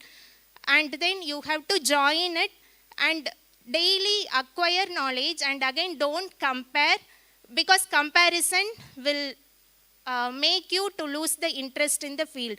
Daily, day by day, focus on improving on yourself, and CGPA is nothing, is not a barrier for coming up in life. Pursuing a BTech biotechnology in any IITs or NITs or IISCs, you can participate in various internship programs, and which is supported by the government of India as well as various international agencies also. So when you are in the third year of your BTech biotechnology, you can start thinking about the programs, discuss with the faculty members, first analyze your interest, then you choose it. After that, once you complete the program, at the fourth year, you have 3 options to think. First is academia, research, industry, and last one is entrepreneurship.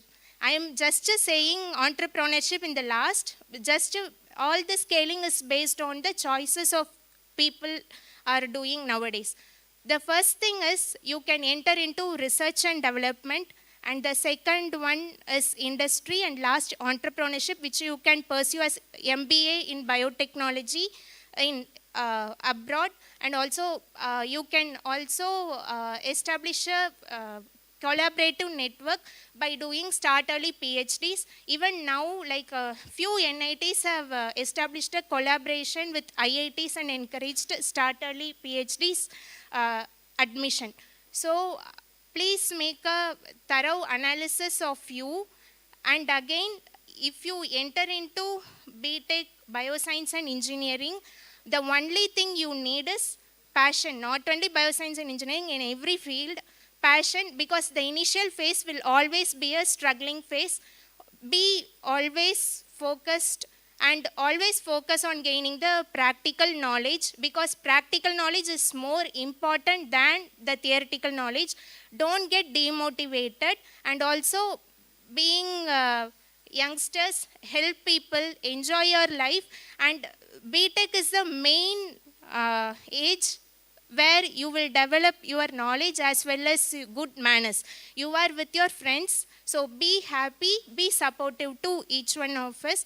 And finally, I would like to thank Sunita ma'am from C Prime and the coordinators of Disha 2024, Vrinda ma'am and Vivek sir. And also, I would like to encourage you to think thoroughly and choose the department. For example, in Bioscience and Engineering at NIT Calicut, we have different disciplines, like 8 disciplines: nanotechnology, and again pharmaceutical technology, cancer biology, and so on. You will understand this once when you expose it. So make a thorough study before coming to any judgment, and wishing all you a best future. Thank you so much.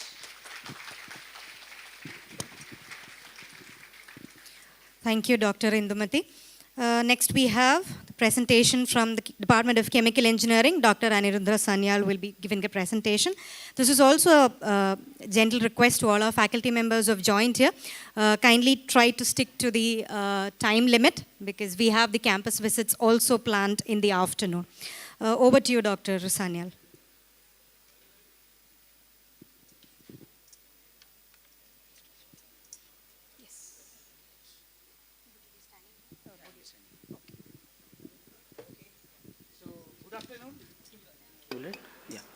So, good afternoon to the young minds.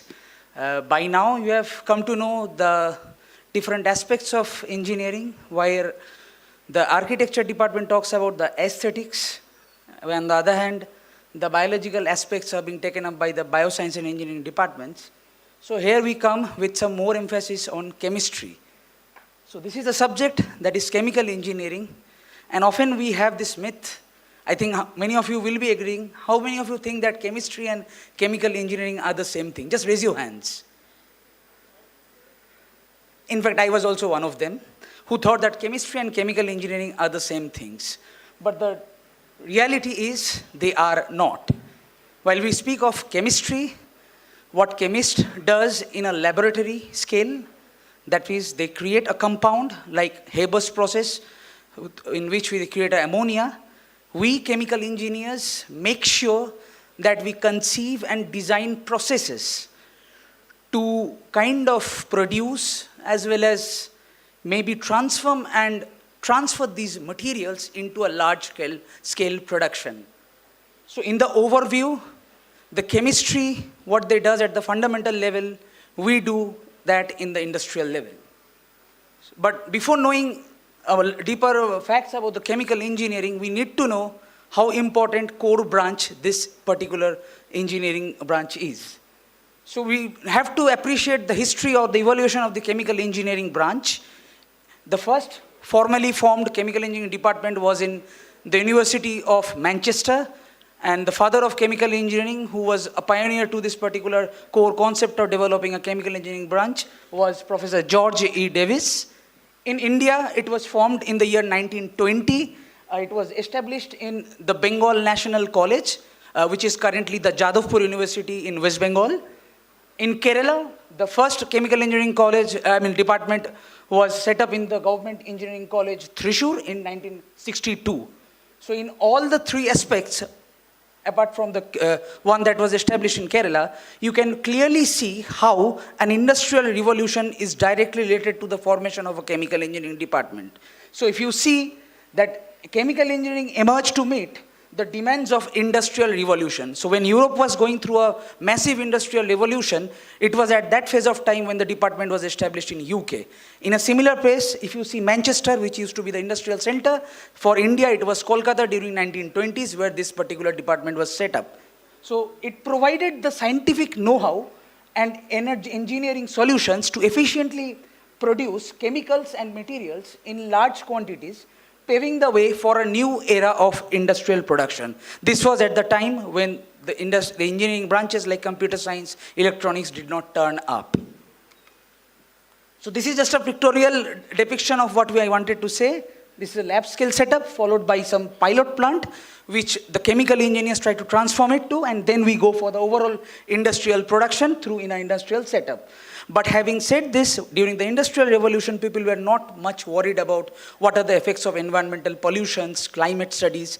But in the present time, this becomes a very important part. So as a chemical engineer, we are now being well trained. And since this department keeps on evolving with time, so these are the factors that we have to take a note, and that is being thoroughly trained in chemical engineering branches. One is consideration of environmental protocols, the global emission standards, the life cycle analysis of a plant, followed by the issues related to circular economy, and finally, the country-related policies on sustainable development goals, as majority of the fundings are now being set up by the United Nations Development Program on Sustainability Goals. So the reason is why to choose chemical engineering over the other branches. Now my answer is straight away, there is nothing called a best engineering branch, but rather each branch comes up with some unique opportunities. So if these are the points that interest you, then definitely chemical engineering is your way. So first and foremost, although it might not be visible, but molecular magic. So if you are fascinated by the world at the atomic and molecular level, and how manipulating it creates a new material and products, then chemical engineering is a perfect fit. And when you think of wider applications across the industries, be it food processing to pharmaceuticals, clean energy to sustainable materials, then this particular branch provides a lot of versatility, and there is a broad impact on the society that can be seen as a role that is being played by the chemical engineers. Now again, like another important part is the constant innovation. So chemical engineering is at the forefront of technological advancements, and if you crave a dynamic and ever-evolving field, then this could be the perfect one for you. So from high school to undergraduate courses in chemical engineering, what you may expect? Well, you might be thinking it's all about chemistry. The reality is, it has importance of physics, chemistry of 33.33% each, and mathematics of 33.34. I gave that 0.01 extra because without mathematics, engineering is meaningless. Of course, with the recent times, biology and computer programming also plays an important role to shape up an overall chemical industry. So these are the different subjects that are primarily a part of chemical engineers, which they have to learn during the undergraduate courses: fluid mechanics, thermodynamics, heat transfer, mass transfer, which are also common to some other departments as well. Whereas chemical reaction engineering and the transport phenomena, these are solely meant for the chemical engineers to learn. Apart from that, we have some associated core subjects like process control, equipment design, most importantly, a subject called process economics and material science. So these all combines to form a perfect chemical engineering courses. In the recent times, since mathematics and computations are playing an important role, so chemical engineers have quickly adopted the courses like computational fluid dynamics, optimization, numerical methods, and operation research as a part of their overall curriculum. We do see that several engineering colleges offers elective subjects like energy technology, nanotechnology, battery technology, petroleum science, biomolecular and bioprocess engineering, petrochemical engineering, food and dairy technology, environment and climate studies, nuclear engineering, mineral processing, and ceramics. So these are being offered in the last 2 decades across almost all the colleges that are offering chemical engineering courses. But the recent addition has been the subjects like molecular dynamics simulations, which involves artificial intelligence and machine learning, along with computational fluid dynamics. This is a field from where I exactly belong from. What we end up in seeing because of these interdisciplinary aspects are, we end up creating good products in terms of innovations, and there are a large number of chemical engineers who take part into entrepreneurship at a larger scale. In addition, because of its high potential for higher studies, there is a scope for advanced research, but we cannot ignore the fact that chemical engineers, because of different aspects of climate studies and environmental protocols, they play a role in policy making through administrative means. Now, what industries hire chemical engineers, since obviously we are having an interest as a part of placements? So there are traditional chemical industries related to oil and gas, fertilizers, petrochemicals, food, pharmaceuticals, minerals, paints, rubber, carbon black, and cosmetics, which are regularly hiring Indian chemical engineers. And there are emerging industries on renewable energy in the current circumstances, which are working on different sources of energy. And then there is battery technology, even aerospace engineering branches, companies requires chemical engineers, along with the marine engineering. There are several research organizations in India which actively hires chemical engineers like ISRO, DRDO, Hindustan Aeronautic Limited, NPCIL, BARC, and CSIRs. Now, there are financial sectors, so when you are setting up a chemical industry, the chemical engineers will be having an understanding of how the chemical industry's feasibility is there. So, in terms of assessment of credit risks, there are financial sectors which also request chemical engineers, like banks and insurance companies. So, I think this is not visible, but then again, a larger section of the chemical engineers do join government sectors, and there are companies like ONGC, HPCL, BPCL, Indian Oil, FSCT, GAIL, who actively hires chemical engineers through different type of on-campus and off-campus GATE examinations. So there are also some insightful data for the aspiring chemical engineers. So this subject is being offered by 19 IITs and 19 NITs in this country. There are central funded technical institutes like Rajiv Gandhi, which are specifically meant for chemical engineers, like Rajiv Gandhi Institute of Petroleum Technology, Institute of Chemical Technology, Mumbai campus, and there are 3 more campuses which has recently been come up.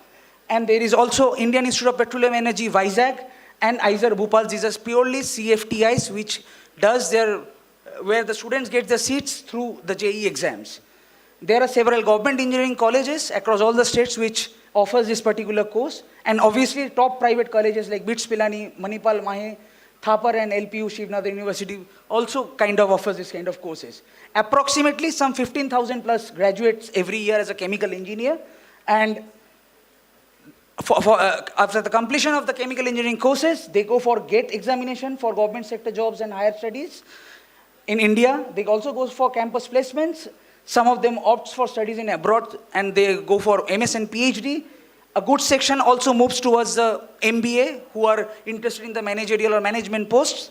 And then, last but not the least, we cannot rule out the option of entrepreneurship, which is a common part. Since this department requires a lot of investment in terms of infrastructural development, where minor lab equipments may cost in crores, we may not see too many engineering colleges offering these courses in India. But when it comes to USA, this is one of the widely established curriculum branches that is there. So these are the campus placements.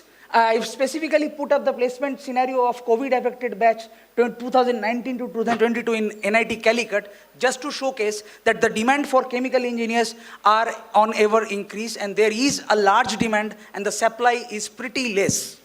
So you can see the companies like ExxonMobil, Hindustan Petroleum, Reliance Industries Limited, Aditya Birla Groups, these kind of companies openly hires our students or the chemical engineering graduates, whereas banks like South Indian banks, even companies like ICICI Bank or any other American Express, they all kind of hires chemical engineers from the on-campus. So finally, when it comes to India and chemical engineering, I cannot resist from saying that this particular engineering branch is governed, it also has a governing body, which is IICHE, Indian Institute of Chemical Engineers, which is almost 75 years old, and it was established in the year when our country got independence in 1947. Annually, we meet every year as a chemical engineers in a chemical engineering conference called ChemCon, which also currently commemorates the birthday of Dhirubhai Ambani, who is a chemical industrialist. These are the three major, very popular faces in our area who are the very important chemical engineers. One being an entrepreneur, Mukesh Ambani, who is a chemical engineer graduate from UTCT Bombay, ICT Mumbai. Then there is Professor Asutosh Sharma, who is also the DST secretary, kind of a person who plays role in administration and policy making of our country through the Department of Science and Technology. And then there is this very famous person, Harsha Bhogle, who is again a chemical engineer and also is now a part of the sports entertainment in the world. So we know that the versatility helps in evolving as a chemical engineer. We have 20 Shanti Swarup Bhatnagar awardees out of the 60 that has obtained in the lifetime of Shanti Swarup Bhatnagars. And the first Shanti Swarup Bhatnagar award was given to Homi Shetna, who was also a chemical engineer and was famous because being a nuclear scientist, he played a key role in the formation of that Pokhran test in 1970s. So thank you. I hope this is a good enough understanding for you on chemical engineering. I won't say that you have to go take it, but ultimately the best engineering branch is the one that aligns with your interests, strengths and career goals. Research these fields further and see which one excites you the most. Thank you and wish you all the best for your career search, and do visit us in the East Campus of the department.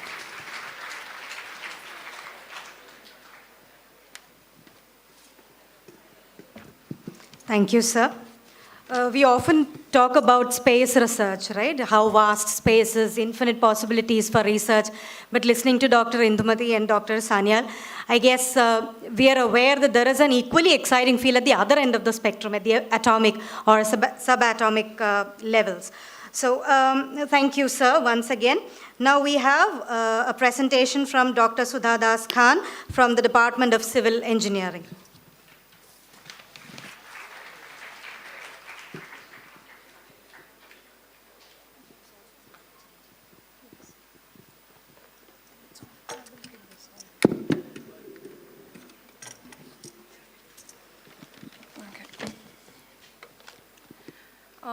A very good afternoon to one and all present over here. So I will give a brief description about civil engineering. And if you will choose civil engineering, so what are the scopes that are available being a civil engineer? So first I would like to mention two things. This is the second oldest branch which has consistent demand after military engineering service. That is one of the proud moment. And the another one is the engineering day that is celebrated based on the birthmark of a civil engineer only. That is M. Visheshwarya sir. So now moving towards what civil engineering do. Here this deals with design, construction, maintenance, management of different physical and natural built environment. Actually it includes several structures like bridges, buildings, then road infrastructure, then airport infrastructure, railway infrastructure.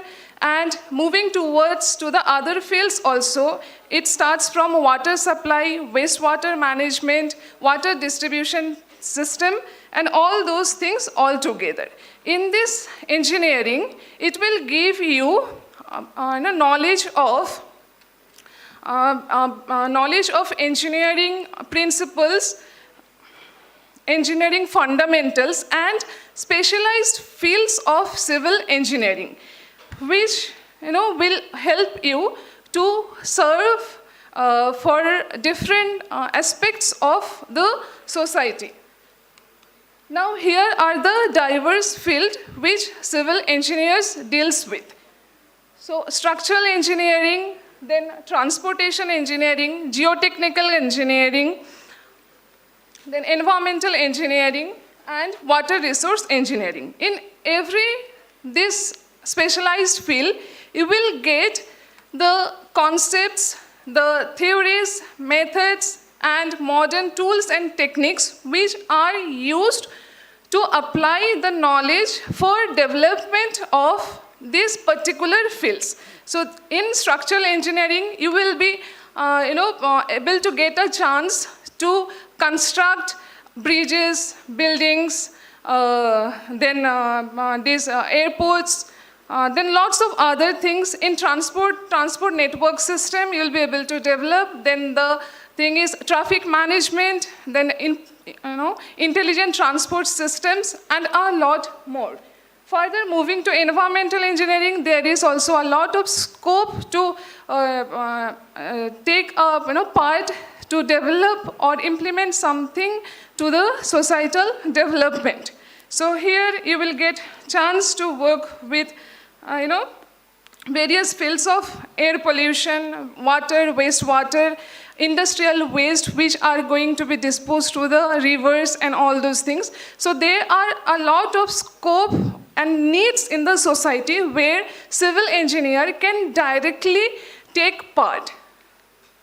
Now, I want to give a brief glimpse where the government, various numerous projects are going on, and here these are some important projects from a lot of other projects I have picked up to give a glimpse where civil engineers directly contribute. So you can see this starts from very small scale project to very large scale nationwide project. Suppose Har Ghar Jal Yojana, then this golden quadrilateral, then this Sagarmala Yojana, then Bharatmala Pariyojana. So these are some few projects which are going on in public sector. So civil engineers are the foundation who can directly contribute their work to these different kinds of not only public but also private projects. Now, the key job roles which play by a civil engineer. So here you will get a chance to undertake a responsibility as a structural engineer, geotechnical engineer, transportation engineer, environmental engineer, then construction as a construction manager. So now, career opportunities. So what are the different fields where you can directly undertake a job or civil engineering opportunities? So there are several. You don't need to worry about if you'll choose civil engineers. That I can ensure. So starting from this public sector. So being an engineer, there are a lot of central government organizations as well as PSUs, public sector units, who directly recruit civil engineers. So only the thing is you need to appear some tests specific to get into for that particular organization. Suppose if you want to get into central government organization, in that case you have to take or appear this IES exam which is conducted by UPSC. And the another exam that is very important, GATE, which you need to appear to get into some other PSUs. So these are some most important organizations like Indian Railway Personal Services, then Ministry of Road Transport Highways, then CPWD, and there's Central Public Works Department. And if we'll talk about PSUs, then all of you know there's National Highway Authority of India, then Airport Authority of India. So these are big government organizations who directly take civil engineers as an engineer. So other than that one also, you have opportunity to take part as a scientist post. There also lots of government organizations are there who directly recruit civil engineer for scientist post. So these are some big organizations like ISRO, then BARC, then different CSIR, civil specific research centers like Road Research Organization, then this Structural Engineering Research Center, then Building Research Center. So these are different centers. Other than that one, you'll be having some opportunity to get into this private sector also. Here, the core sectors, I didn't pick any specific name, but under these core sectors, you will get several opportunities, job opportunities. And IT sector is also there if anyone interested to opt for. Other than that one, to opt for any job immediately after BTech, you will another option is there to go for or to pursue higher studies. There also, you don't need to be too much pressurized to choose anything at this age. So you can just explore, get into civil engineering, and later on also, you can pursue whatever you are interested to contribute as per your knowledge and understanding. So here you can see, you can pursue your higher studies in any field. Whatever you will feel or get interested after studying any BTech engineering course. So these opportunities you will get to pursue higher studies overseas as well as in India. Only the thing is you have to take part into some tests. The another is switching from one stream to another stream. That is also possible. After doing BTech, you can do any post-graduation course, whichever you will like at that time. So other than that one, MBA scopes are also there. So different tests you need to score. That CAT, CHAT, MAT, and all those things are there. So you can go for higher studies in the management course also. So there are lots of opportunities there in the civil engineering field. That's what I am interested to tell you, convey. Thank you very much and all the best to all of you.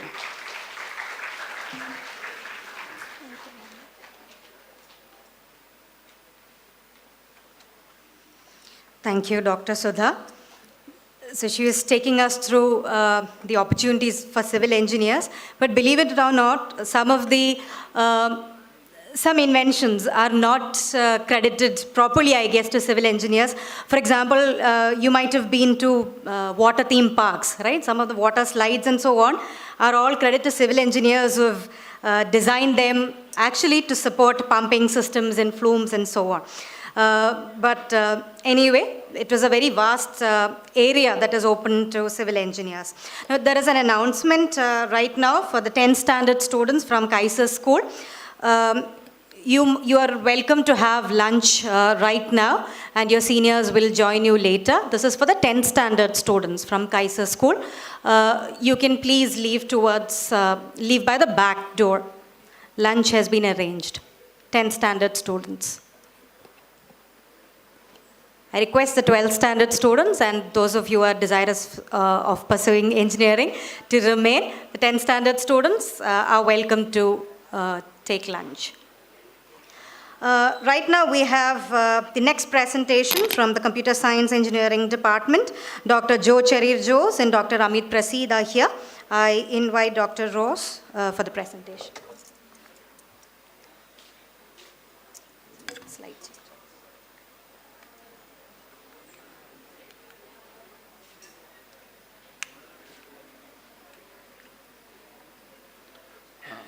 Hi, myself.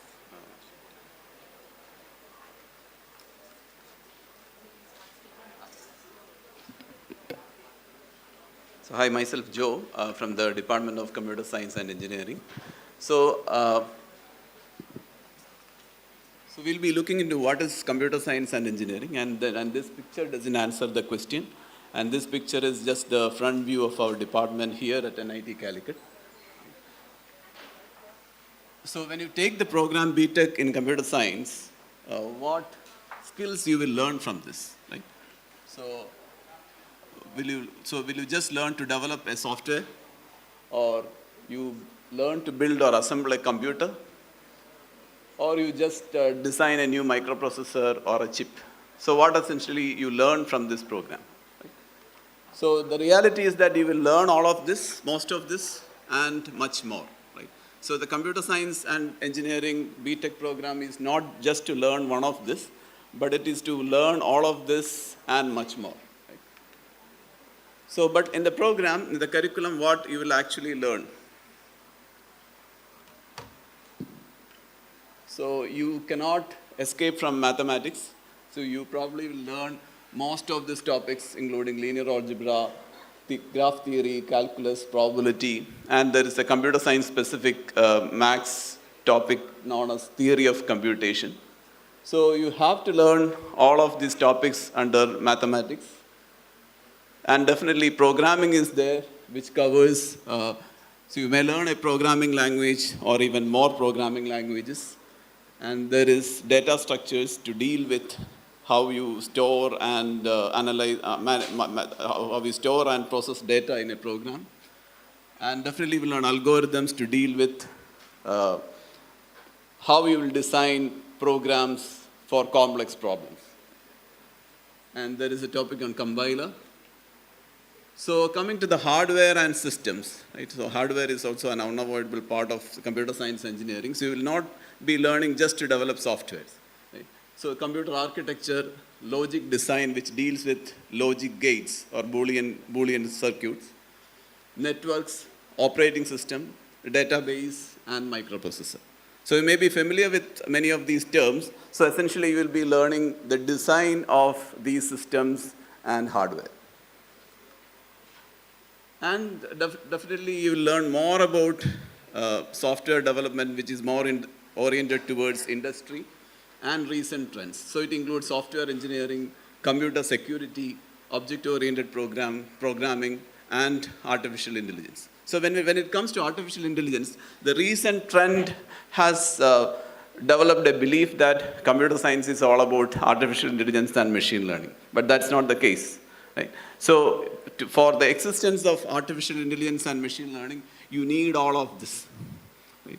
So if you think that you can learn artificial intelligence and then you have learned computer science, it is meaningless. Right?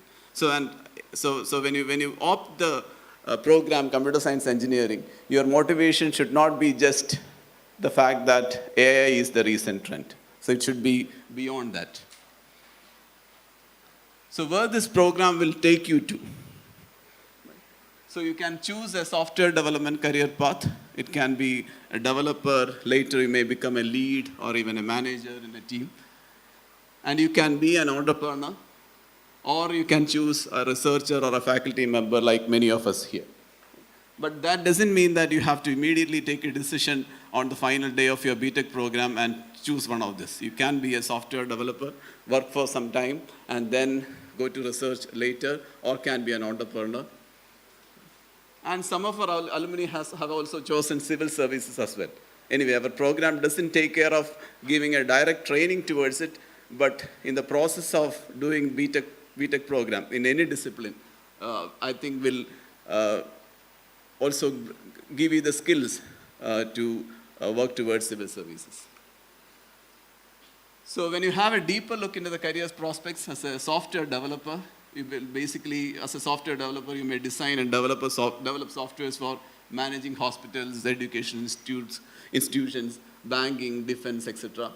You may also develop softwares for mission critical application, like in defense or in ISRO, like as in rocket launching systems. Mobile apps for daily life assistance. You can be a game developer. You can also be a system software developer, like you may develop an operating system, database management system, compiler, etc. And then nowadays, you know this profession so you know this designation as data scientist, who basically work on artificial intelligence-based systems. You can even get into VLSI to get into design a chip or microprocessor.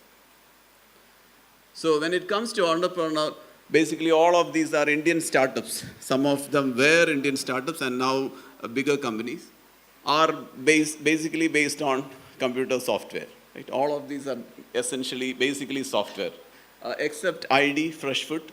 I included that because it is the CEO, PC Mustafa, is an alumnus of our department, computer science here. And even it's a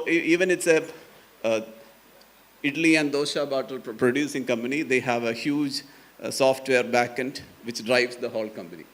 So this slide is just to show that when you plan to become an entrepreneur, these are the success stories we have from India. That's it. Thank you.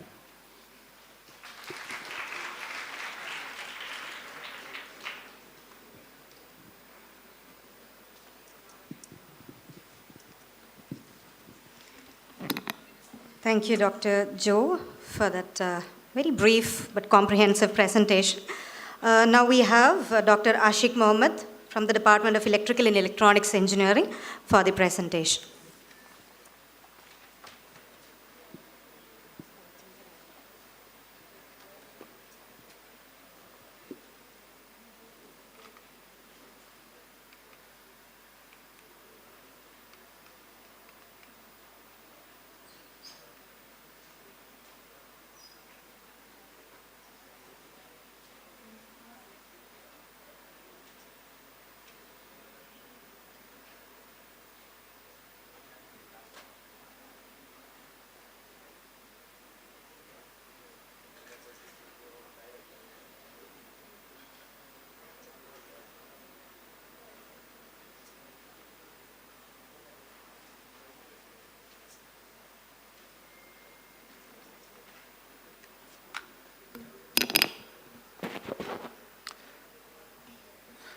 Yeah.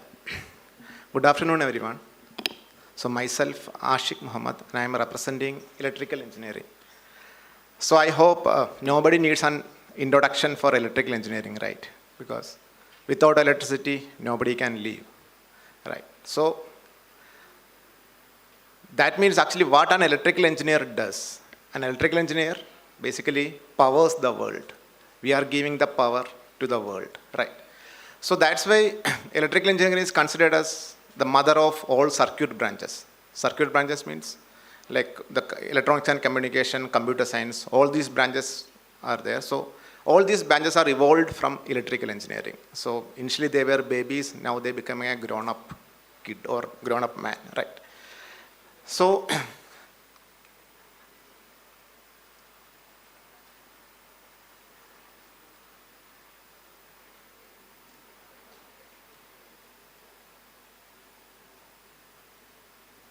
okay, so anyway, PowerPoint is not working, so fine. So what are the prerequisites you require to become an electrical engineer? So for any engineering stream, the prerequisite is mathematics and physics. If you are good in mathematics and if you are good in physics, then engineering is the way for you. You can come, you can walk, it will be a cakewalk for you in your engineering scheme. So you have to decide your career like according to your preferences, right? So what are the important branches or what are the important themes in electrical engineering? So the first one is power systems. So as you all know, electricity, in the power system, what we normally do is like, we will study about the generation, transmission and distribution of power. So how the electricity is produced. Earlier it was from steam engine, then it went to coal-fired engines, then it went to diesel engine, then it went to hydro, now it is renewables. So how the power is generated, then how the power is distributed. You can see the long transmission lines. So how we can construct a transmission line, what are the important factors considering. Then the distribution, how it is coming from substations to your home. So all these are coming under the subsection known as power systems. Then comes power electronics. So where you will look at the consumer electronics. So nobody can now live without mobile phone, right? So how we are charging a phone now. So how to design that charger.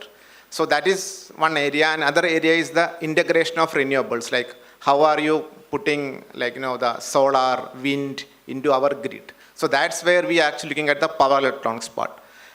Then the most promising area of electrical engineering now is electric vehicles. So according to government rule now, by 2030, the 30% of the total vehicles should be electric. So there is a huge potential or huge capability of electrical engineering for moving from normal diesel powered engines to EV engine. So this is a new opening to the electric vehicle. So the generation now is considered to be a golden age for electrical engineering. So there is a huge opportunity coming. And in the last meeting, our minister has said that there will be 5 crores jobs in EV by 2030. Then there is another field known as control systems, where we'll study the control of different electrical systems. Assume that you know your air condition. We are fixing it by 23 degrees Celsius. How is it that controlled? So that actually we'll study it in electrical engineering, how the system is controlled. Then we will look at microelectronics and nanoelectronics, how to make very small chips all these things we will study in electrical engineering. Then we will also look at artificial intelligence. So I already mentioned that electrical engineering is the mother of all circuit branches. So moving is so versatile. So one student, if study electrical engineering, he can directly move to any field in the circuit branch. He can become a computer science engineer. He can become a communication engineer. So it's very versatile. And the last one is, last and the most prominent nowadays is actually artificial intelligence. There are a lot of people who did their bachelor's in electrical engineering and moving towards different aspects of computer science, machine learning, and AI. And now there is another revolution happening. It's a semiconductor revolution. Now India is going to start 4 or 5 huge semiconductor plants in India itself. So there is a huge potential or huge opportunity of electrical engineers to be a part of this semiconductor revolution. So what are the different job opportunities an electrical engineer can occur? The first part is actually the majority of the power generation, distribution and transmission is actually a monopoly of government. If you check in Kerala, it is done by KSEB. In Central, it is done by the power grid. So most of the jobs in the power systems part is coming under government. So either it will be under the ministry or it will be under PSUs, different PSUs. So the main advantage of jobs or a PSU job is that, like, just if you pass your BTech in age of 21 and if you get a PSU job, then it is kind of a settled job. You can have a continuous income till you are 60 or 65 age, till your retirement. So if you check the last year, Kerala PSC has actually called for 7 electrical engineering together. Like it's almost like 1,000 jobs coming together. So there are a lot of opportunities in government sector. And there will be a lot of opportunities in private sector also, because especially in power electronics and consumer electronics, where we need the chargers to be more efficient, we need fast chargers, we need powerful chargers, we need renewable integration. So there are a lot of opportunities now coming in the private sector, especially by the deregulation of government in the energy sector. So earlier energy sector was a monopoly of government, now private players are also coming. So there are a lot of job opportunities coming in the private sectors also.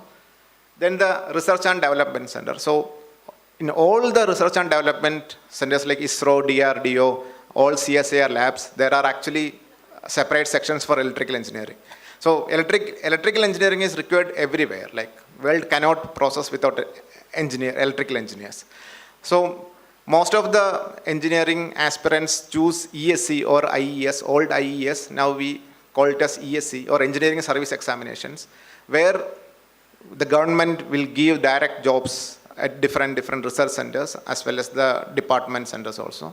Also, if you write GATE, through GATE, every year almost 1,000 PSU jobs are now available through GATE. So just after your BTech, you can get a direct public sector job through GATE. Also, many people also chooses higher studies, like they did after their BTech, they do MTech and they do PhD in engineering, and there are vast opportunities available there. And many students choose civil services, and even there are a lot of politicians who did their BTech in electrical engineering. So as a summary, like electrical engineering is so versatile. Like even if you study electrical engineering, you can move to any field where you can actually show your talent and excel, right? So before I conclude my speech, I cannot say it's a speech or say marketing for electrical engineering. So I wish to say, or I wish to ask you one question. Like, I hope everyone is actually a fan of football, right? So most of the kids are actually fan of football. And who are the 2 important people you know from football? Ronaldo and Messi, right? So nobody else. So why strikers are so famous in football? So what is the reason why strikers are so famous? Why defenders are not, or midfielders or goalkeepers? The strikers are so famous because they are the one who scores the goal. They scores goal because they know where the correct position was before it actually comes. So they will be there and they will score the goals. So a winner is someone who knows what is the real opportunity before it comes. So don't choose your branch by the opportunity what you see this year. Choose your branch by the opportunity what you see in next 4 years, right? So then only you will become winner. So choose your branches wisely. Thank you.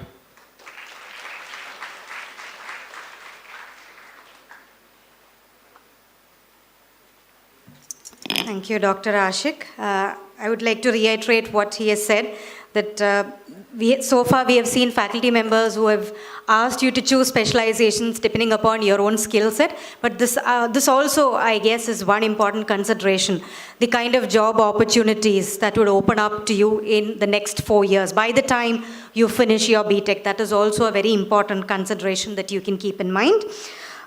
We move on from electrical and electronics engineering to electronics and communication engineering, and we have Dr. Rakesh Arti for the presentation.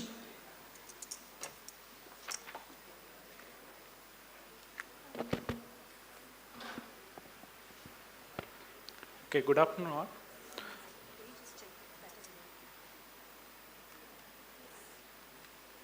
Okay, good afternoon all.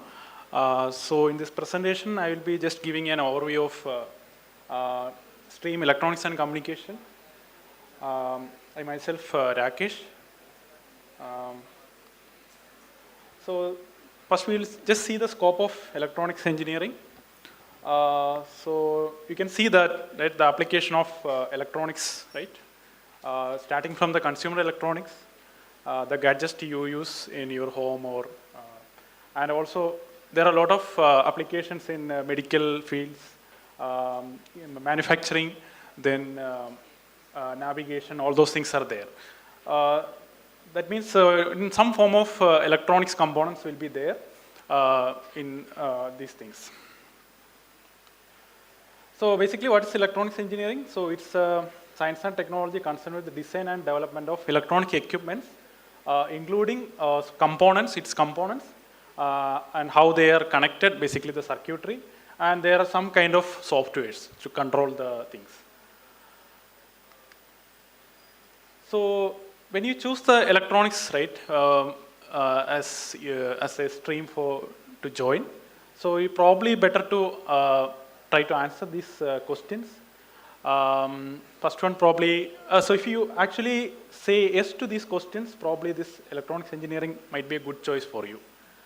The first one probably if you enjoy the maths and science, and second one if you are passionate about technology and the electronics, then if you feel that, okay, if you find the satisfaction as well as personal fulfillment in challenging yourself. So many of the questions related to, means it's applicable for all the streams, but some are specific to the electronics. So if you're feeling that, okay, if you're saying yes to these questions, okay, this is a good choice for you. And what are the skill set required for studying ECE? Definitely basics of physics and mathematics are required. Physics mostly you will be, you need electricity, concepts of magnetism, electromagnetism, then semiconductor physics, they are very much essential. And from the mathematical sides, all the design principles, all those things based on calculus, linear algebra, geometry, trigonometry, functions and relationship, and also finally the probability theory. And you should also have some idea about this logical thinking, and also have some kind of analytical abilities. So basically what you study in ECE, so this is a 4-year course spanning 8 semesters. And in each semester you will have something like 35 to 40 hours of classes. And there are mid-sem and end-sem examinations.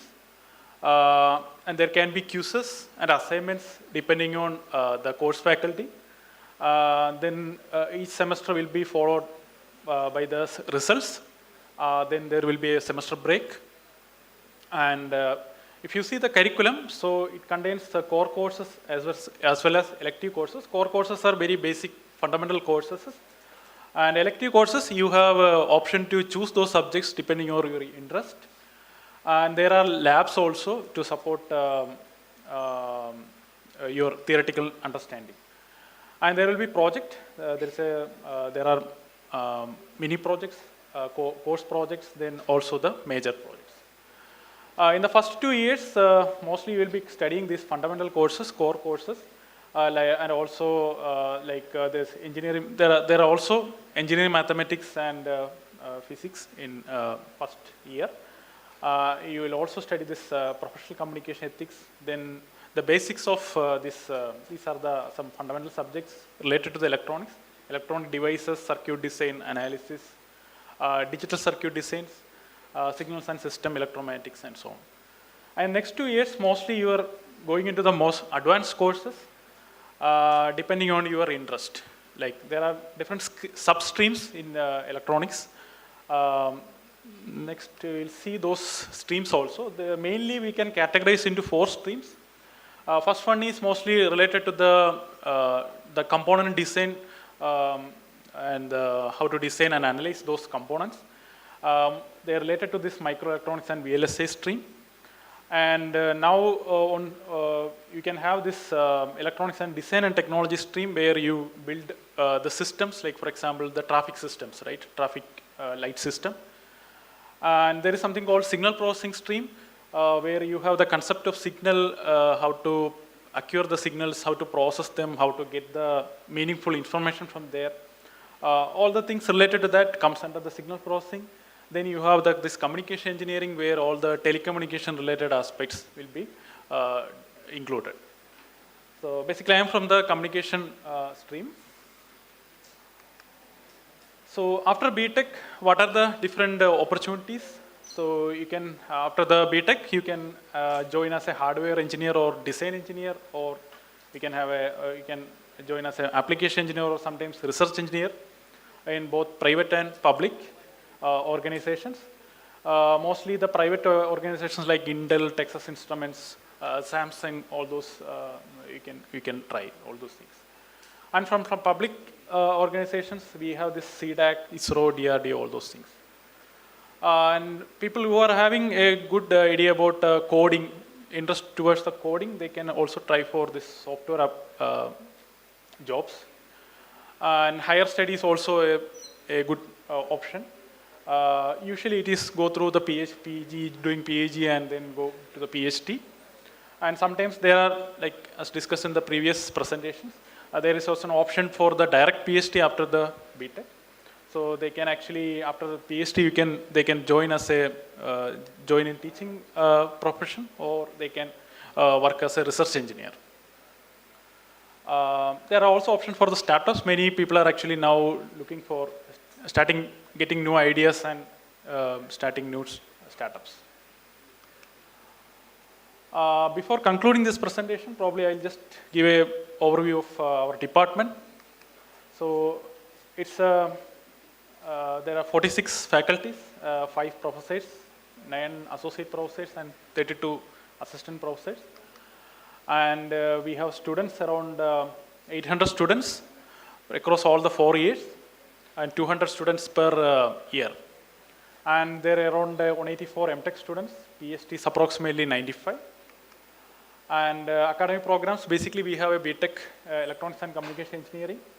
And there are MTechs for all the 4 streams: telecommunication, electronic design, technology, signal processing, and microelectronics and VLSI design.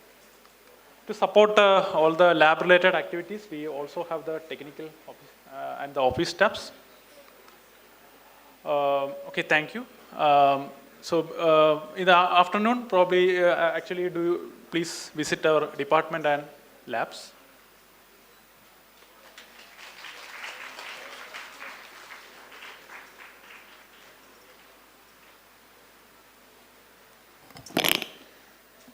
Thank you, Dr. Rakesh.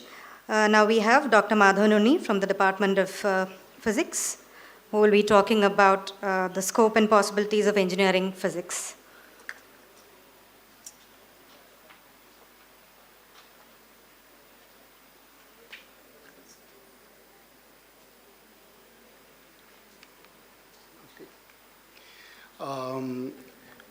Good morning to all of you.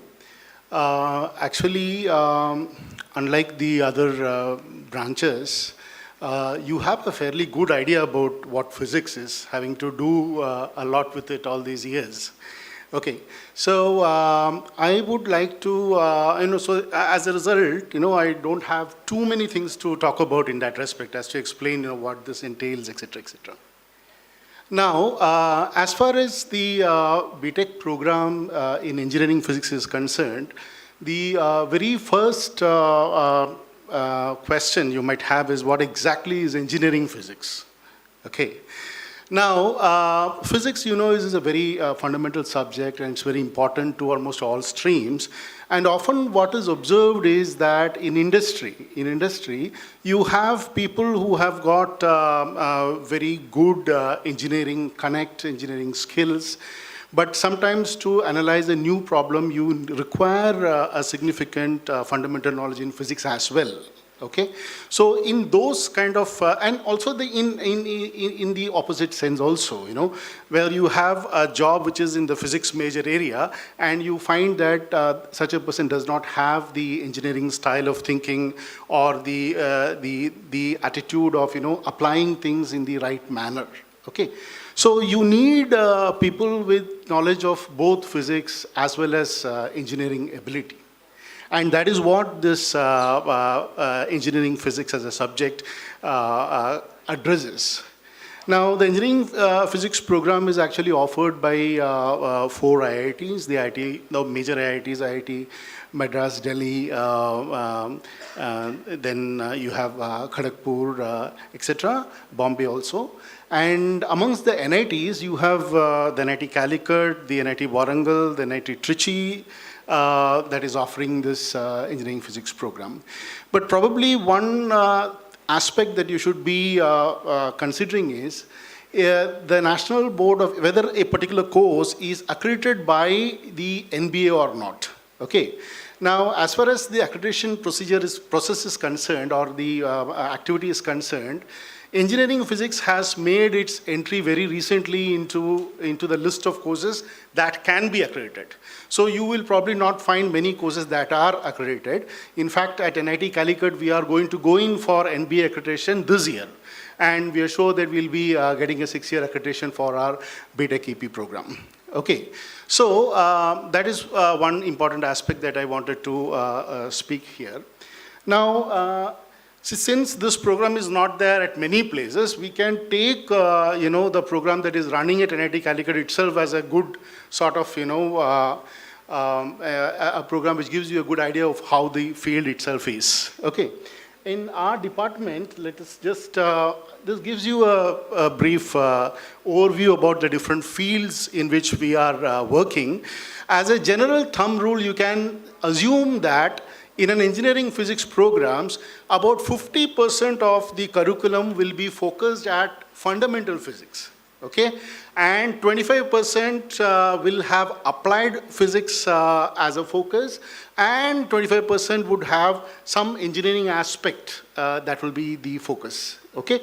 So most of the time you will find that students who have completed BTech engineering physics program are probably not industry ready directly soon after the BTech EP program, okay? But they are very much ready for doing a program in higher studies. As a result, you will find that a large fraction of students go for higher studies, as in going for master's program or for PhD programs, etc. Now, as far as our department is concerned, these are the fundamental areas that we are working in, and you can also see the list of faculties who are doing work. So basically, that would be the kind of theme which is there in most of the departments, let us say. Now, to go further, as I said, most of the students, they prefer, that's our experience, nearly 80%, 70 to 80% of people go for higher education, go for admissions in PhD and master's level program abroad and also in India. We have got students in almost top places in all over the world. So you can see that we have students at Purdue, alumni at Purdue and University of British Columbia. In fact, they also get internship at highly reputed places such as the Caltech. Last year, one of our students had got an internship program at Caltech. Now, going ahead, see, as far as, just to further the same thing, so we have our alumni at the IITs, at Arizona State University, Purdue, TU Delft, Netherlands, Then as far as the job scene is concerned, there are some students who have, alumni who have got jobs in government sector, like the Department of Atomic Energy, the BARC, etc. And they are also involved in starting up companies. Okay, so they also display a lot of entrepreneurial skill, as you can see. Now, this is probably not very relevant. Let me just go to a slide. Yeah. So, after doing the BTech EP program, you are probably most well prepared, as I said, to enroll yourself in a PhD program, because your fundamental grasp of the subject is going to be so powerful, okay? And combined with your engineering training and the training in the regular engineering mathematics, you are actually a powerful package to do very well in your further career, okay? So, these are basically the fields where EP students can go, okay? Now, in India especially, your opportunities in industry are actually the maximum if you also have a PhD. That is another aspect of the engineering physics which is important to consider, okay? Most of the programs, as soon as you finish your BTech, you are not industry ready at all, okay? But if you, if you complete the PhD or have a higher qualification, then companies such as the General Electric, the Hindustan Lever Limited, etc., which deal with soft matter, etc., they will be very interested in you, and you will be seen as a very attractive, prospect for their companies. So the other fields are, quantum physics and application, medical physics, biophysics. The engineering physics students are singularly well trained to do cross-disciplinary research. As my colleague from chemical engineering was telling, chemical engineering also has got a lot of things to do with physics. You need knowledge about thermodynamics, etc., etc. Similarly, also electronics requires a lot of knowledge in semiconductor devices, etc., which can be put, where it's very important that you have those knowledges. Now, you have space and aerospace, material, semiconductor nanotechnology, nuclear science and engineering, renewable energy, theoretical physics, and fields such as astrophysics, space research, etc., are also very attractive for the BTech EP student. Okay, so what my request to you, or the advice to you would be that you carefully look at, first of all, programs which are NBA accredited, because sometimes that's very important for future job prospects, because companies ask for courses. I mean, if you have done courses that are accredited, then your, that is regarded as a very important point in your, educational this thing. Okay, so you please look at that, and please continue your love with physics, because we know that, unless you do very well in the basic sciences subject and also mathematics, you are probably not going to do very well in your entrance exam itself, isn't it? So that love can be, carried further. And as we said, the field of physics is kind of, you have a strong relationship with the field already throughout your entire schooling, as well as the focus that you put for your entrance, etc. Okay, so with these few words, I would like to stop here and wish you all the best in your future. Thank you.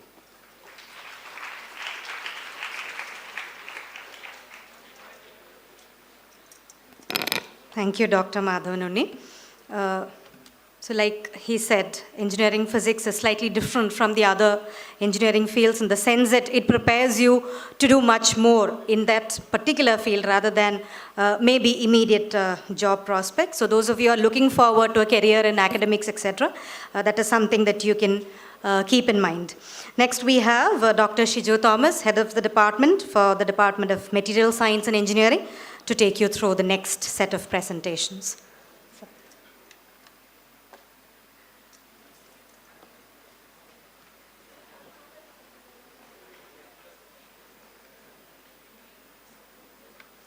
A very good morning to all. It's almost noon, and I'm very sure that all of you are hungry Some of you got their lunch. Some of you are still waiting for your lunch. I'll try to make this as quick as possible. So, material science and engineering may not be a preferred branch. Let me put it very bluntly. Because the moment people start talking about engineering, first thing you go for computer science. Then, if you don't land in computer science, you get satisfied with electronics. If you don't get satisfied with electronics, maybe electrical. So this comes towards the fag end of your choices. But still, I'll give you a very brief outview on what is in store for you. Okay. So, yeah. So you are here because you have this question. And probably that is what we are trying to answer. So you have all these over there in your mind. Okay. Probably only these things may be there in your mind. Okay. Either computer science, electronics, electrical, mechanical, civil. Okay. But I suggest you that you should think out of the box. Just now, few moments back, one of my colleague was saying that electrical engineering is the mother of all circuit branches. I would say that material science is the grandmother of those branches, circuit branches, and the great grandmother of all the engineering branches. Because we are living in a materialistic world, right? We call it as a materialistic world. And without material, the world doesn't exist. So if you want to do some engineering in this world, the first engineering you should be doing is a material science engineering. And then, once you do a material science engineering, you will be having a feel of all other branches that you are going through. Now, why I am saying this is that we have students. Now, the Material Science Engineering Department in NIT Calicut is a very new branch. We only had our second batch graduating this year.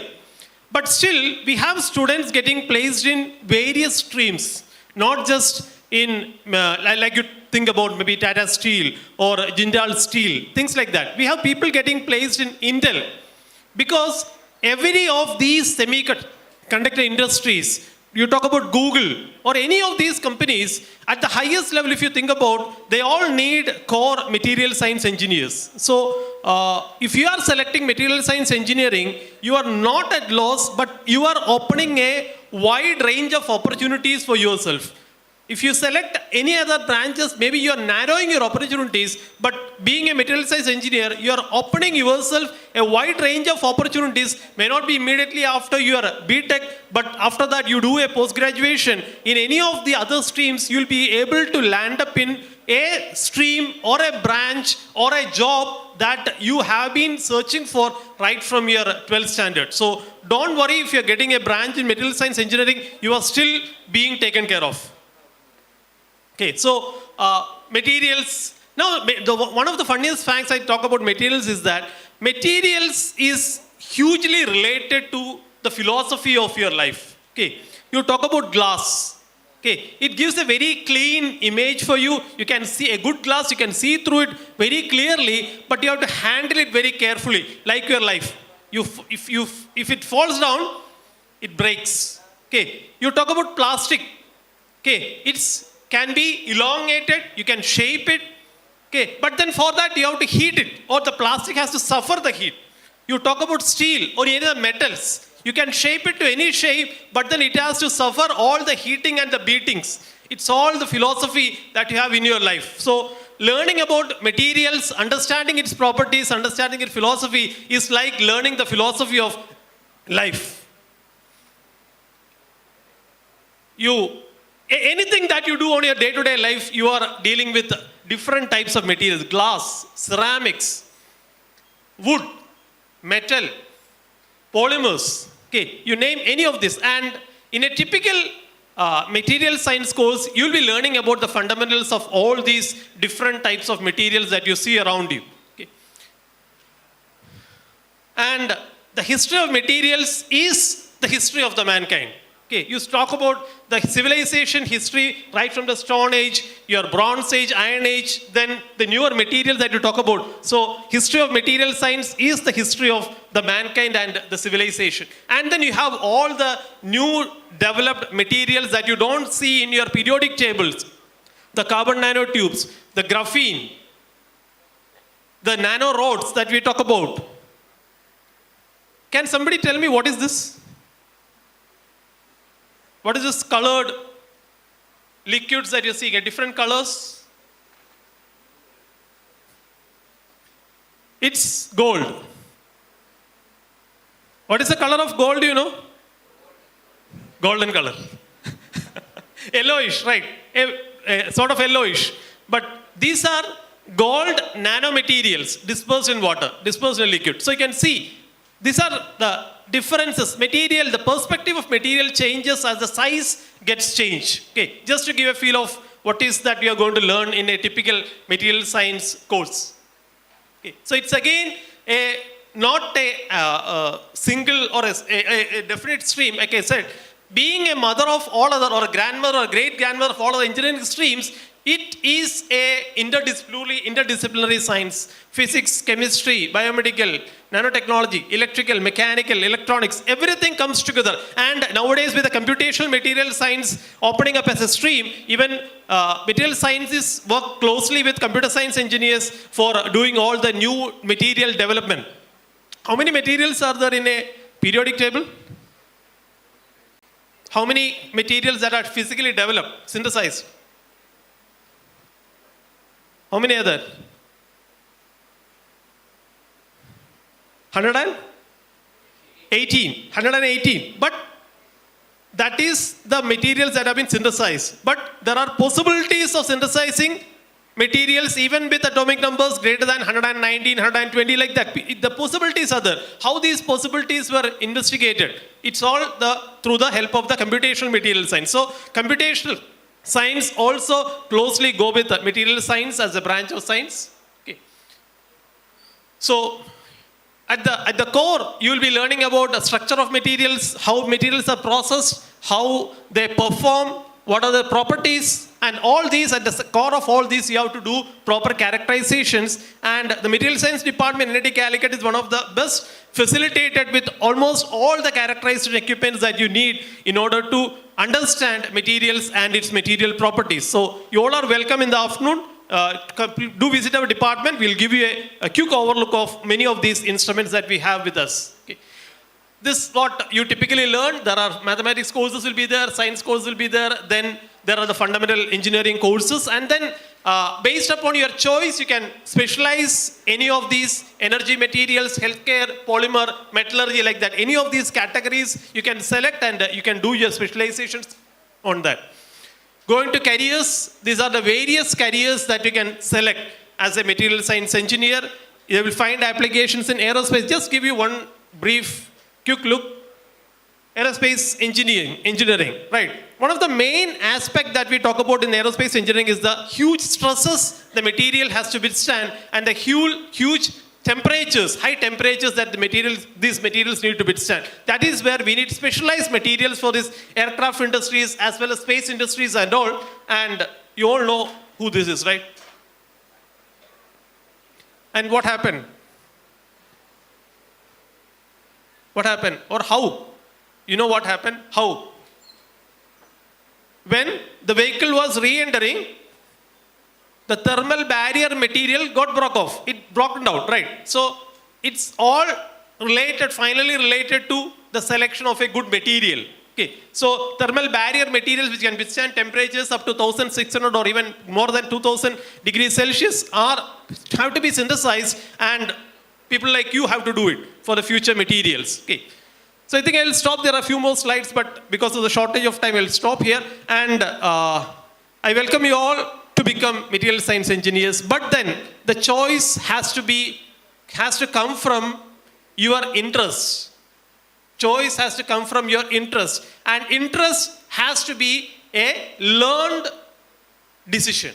Interest should be based on a learned decision. Understand by going through these seminars like this, you understand about each and every branches and then take a learned decision on what is best suited for you. All the best for each and every one of you.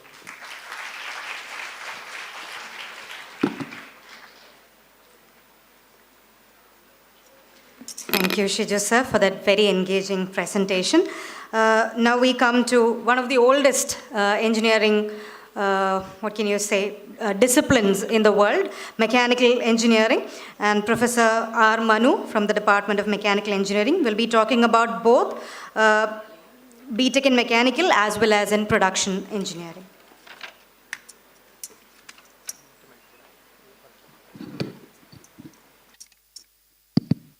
Good afternoon, all. Probably you have made a decision already because all the presentations you have heard, you have identified your choice. And being the last presentation, probably I am at a disadvantage. Is it like that? In that case, I don't have to make the presentation because already people have selected their preferred branch. Is it like that? No. There is, or at least for those people who have not yet decided, there is a choice. And these are the contents of the presentation. Anyway, normally we say mechanical engineering is the best branch for an average student. So you can be a very good student also, but still any average student can do well in mechanical engineering because it's not very hi-fi. Okay, but you can do well, you can do great things. You can be average student only. You can do a lot of extracurricular activities and excel in that. Maybe that is why mechanical engineering is the preferred branch. And any mechanical engineer's parents are here. And there is always an adjective before mechanical. What mech? Royal mech. People are not familiar with that. Okay, now I will tell you about how the role of mechanical engineer has changed over the years. It is one of the oldest branches, it is true, but new age challenges are there. The role has actually changed over the years. And what aptitude you should have.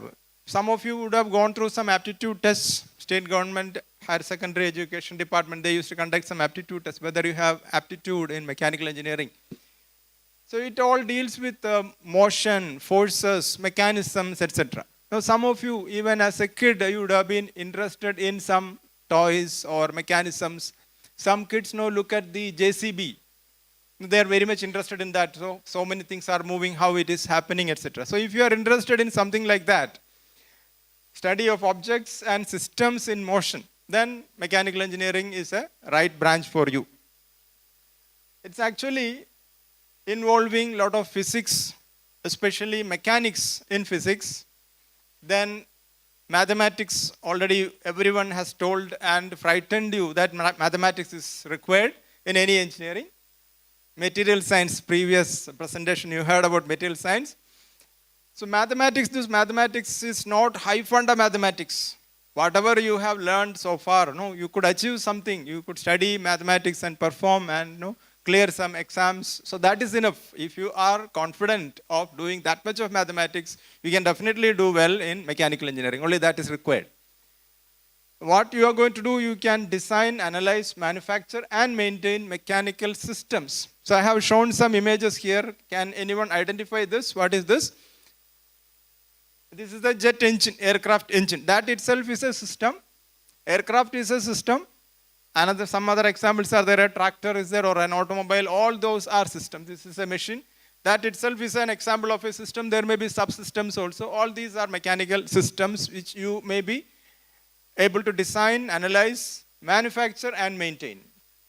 Why you should study mechanical engineering? The question you should always ask. Can anyone identify what are these images? If you can read, it was there at the bottom, very small font. These are, whose sketches are these? Da Vinci's sketches. And all are dealing with some solutions for a particular problem. What is that problem? Lifting water from a level to a higher level. Okay, pulley and rope you can use, or like this type of a screw you can use, water wheel can be used. So he had actually identified a particular problem being faced by the society, and then a solution to that was proposed. These are all from his diary, in which he had so many such problems. So if you have something like that, if you have inherently, okay, there is a problem, I will find a solution for that. If you are such a person, you can fit into any engineering, but still physical system, mechanism, movements, etc., mechanical engineering will be the best choice for you. I'm sorry, the the image is not clear. So the first lathe is actually a machine tool, and that how it was made using some tree branches, etc., using some innovative method of some weight, all those things to rotate that wooden piece. That was the first machine probably prehistoric man invented. That was one of the developments or activities of a mechanical engineer at that time. From that point where he has reached, this is 3D bioprinted living tissue, ear. If somebody wanted to replace this ear lobe, a living tissue can be 3D printed. Who will make 3D printing? Who will do 3D printing? You listen to all branches. Who can do 3D printing? Mechanical engineers will do 3D printing. Have you heard about 3D printing? No means it is very bad. You should be aware of that also. So that is the latest thing among us, what is happening. Anything and everything is being 3D printed. So mechanical engineers do that. Have you heard about Industrial Revolution? Basically all industrial revolutions were related to mechanical engineering only. And now we have come to the fourth industrial revolution. We are at the fourth industrial revolution. Here, just mechanical systems alone is not enough. You have what is known as mobile computing, cloud computing, smart systems, cyber physical systems. Without the help of computers, electronics, and other fields, you cannot survive now. Now that is the biggest challenge the mechanical engineer is facing now. But I will tell you, it is easy for an electronics, and it is easier for a mechanical engineer to learn computers, programming, electronics, etc., and implement a cyber physical system than an electronics engineer learn mechanical engineering, or than a computer science engineer learn mechanical engineering. Mechanical engineering engineer can much better survive in this situation. Fourth industrial revolution. If you have not heard about that, please go and or Google it. What is Industry 4.0? Industry 4.0. Fourth industrial revolution. Now there are various streams in mechanical engineering. For those who have not heard anything about mechanical engineering, I will take one example and explain to you what are the four streams. There are four streams. Everyone knows or are interested in automobiles. I am taking the example of an automobile, but mechanical engineering is not only about automobile. There are so many areas. So the first stream is known as design. Mechanical engineer is going to design. See, you can see the structure. It has been designed. What should be the size of that? What material to be used? What design? What shape it is to be given, etc. Designed. Mostly you use computers to do that now. Then you can see this is actually a gearbox mechanism. Here you can see a brake mechanism. This is use of some lubricating oil. So all these are part of that design stream. Then you have what is known as the thermal stream, another area in mechanical engineering, where you see this is one engine, the working of an engine, IC engine. It is an internal combustion engine. Then here you can see a simulation of how the air flows over an automobile, the aerodynamics applicable to aircrafts also. AC switch of an automobile, or refrigeration, air conditioning, all climate control, all those things.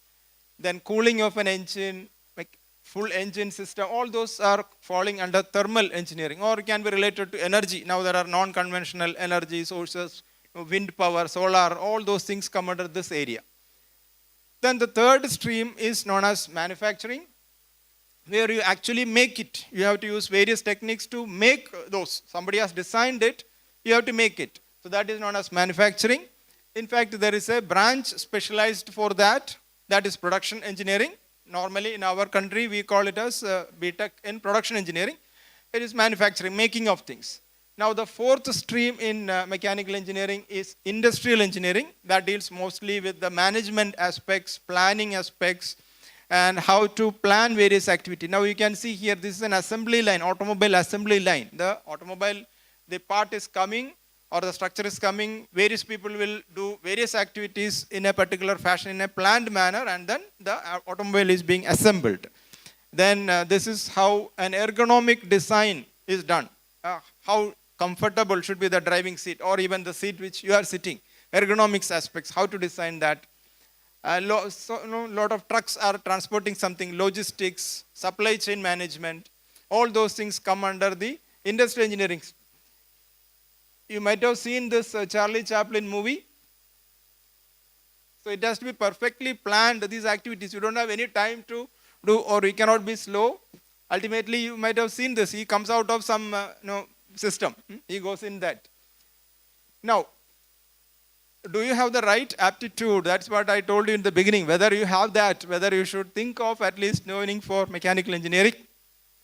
If you have observation and critical examination, you might have already opened various things at your home. Something is not working and your parents give you the free hand. You open it out, do some repair, put it back, it is working. Good. No, you can be parents are normally fascinated when you do like that. No, they will tell, oh, he has already become an engineer. If you have that skill, curiosity to learn how things work, mechanisms, how it is working, visualization and creative thinking, most of us have that. Problem solving, it is not the numerical problem which you solve during your exams. A real life problem, how you attempt to solve that. Basic mathematical and analytical skills. Again, I am repeating, you don't need high funda mathematical skills. Be confident. Basic mathematical skills are enough to do mechanical engineering. Innovative mind. And there is no escape. Now you must have programming skills. Without coding, without programming, mechanical engineer also cannot survive nowadays. So programming skills, if you do not have, you develop it. It is possible. And this is true for everything. You should be willing to learn many things. And there are so many things which you learn in the curriculum. Again, you can see linear algebra, calculus, probability, statistics. These are the mathematics components which you may be studying.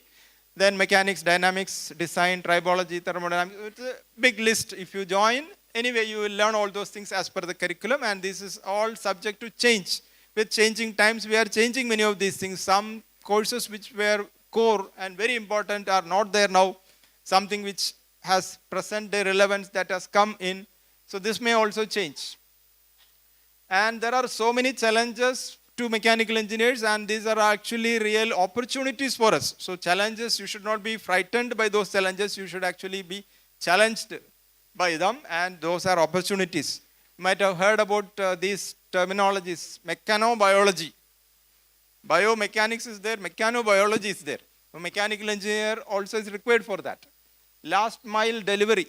Courier companies, they struggle to supply or to deliver the product to you.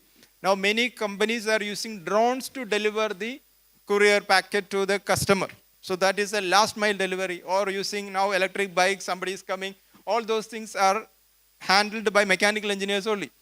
Clean energy, thermal management, that is very important. Starting from thermal management of your mobile phone or a laptop to space shuttle, it is very important. There is a branch, now new branch itself known as mechatronics, where mechanical, electronics, computer, all these people are coming together, or a new branch of study itself. As I told you, 3D printing. If you say that you don't know about 3D printing, then don't go for engineering. Now itself you quit. At least please go and read what is that 3D printing, what is happening about that in the world. But don't go for any BTech in 3D printing. If somebody may offer you that, don't join for that. Then you have heard about artificial intelligence, machine learning, all those things, industrial Internet of Things, cyber physical systems. Most of the equipment which you use at home are now cyber physical systems. Maybe most of you have that, many of you may have that. I have a fridge at home which is connected to the net. It will note that whether the milk packet which is available in that, if you put that date also, expiry date, if that expiry date is over, it will ask whether I shall order for milk. So that is the situation today. And then Industry 4.0. These are all challenges which are opportunities for mechanical engineers. And whatever branch you study, whatever be the branch of study, you should have these skills for getting employed, or employability. Communication skills is a must. Leadership qualities, teamwork, lifelong learning, and most importantly, emotional intelligence. Have you heard about that? Emotional intelligence? No. Please read that and find out what is that. So all these are skills which you have to develop. Additionally, statistical analysis, AI, machine learning, simulation, coding, all these things have to be done. So I repeat, the advantage of having mechanical engineering is that you have a lot of time to study all these things. Okay. So you can take part in a lot of other activities. You can develop your leadership skills. You can improve your communication skills because the curriculum is not that much demanding. So maybe that is why mechanical students are very good. They do great things. And job opportunities also, there are a lot of opportunities. Don't expect to get a government job if you are a mechanical engineer in Kerala. It may be very less. Like I have a government job here, teaching profession. Otherwise, Water Authority, then CAMCO, Motor Vehicle Department may be there. Then DRDO, NL, ISRO, BARC, etc. You can get jobs. There are lots of other job opportunities. Lots of opportunities are there. And it is a fact that chemical engineering plant may have more mechanical engineers than chemical engineers. That is also a fact. There are lots of higher studies options, lots and lots of higher studies options, robotics, mechatronics, additive manufacturing or 3D printing, automobile engineering, aerospace engineering, nuclear engineering. There is no dearth for, because it is a well-established branch, there are lots of opportunities for higher studies also. So if you have the aptitude, if you like that branch, you just join that, taking my word for granted. But at the end, you should not ask me after 4 years, I am not getting a job, I am not successful in life. Don't ask me that. But it is a branch which you can very confidently join. And now I will give you a very important point. A shortcut is there always for success. Probably you are well trained by the coaching centers also. What is that shortcut?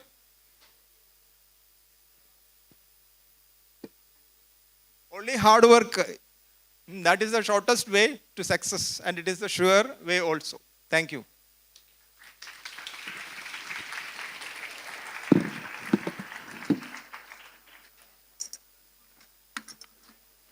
Thank you.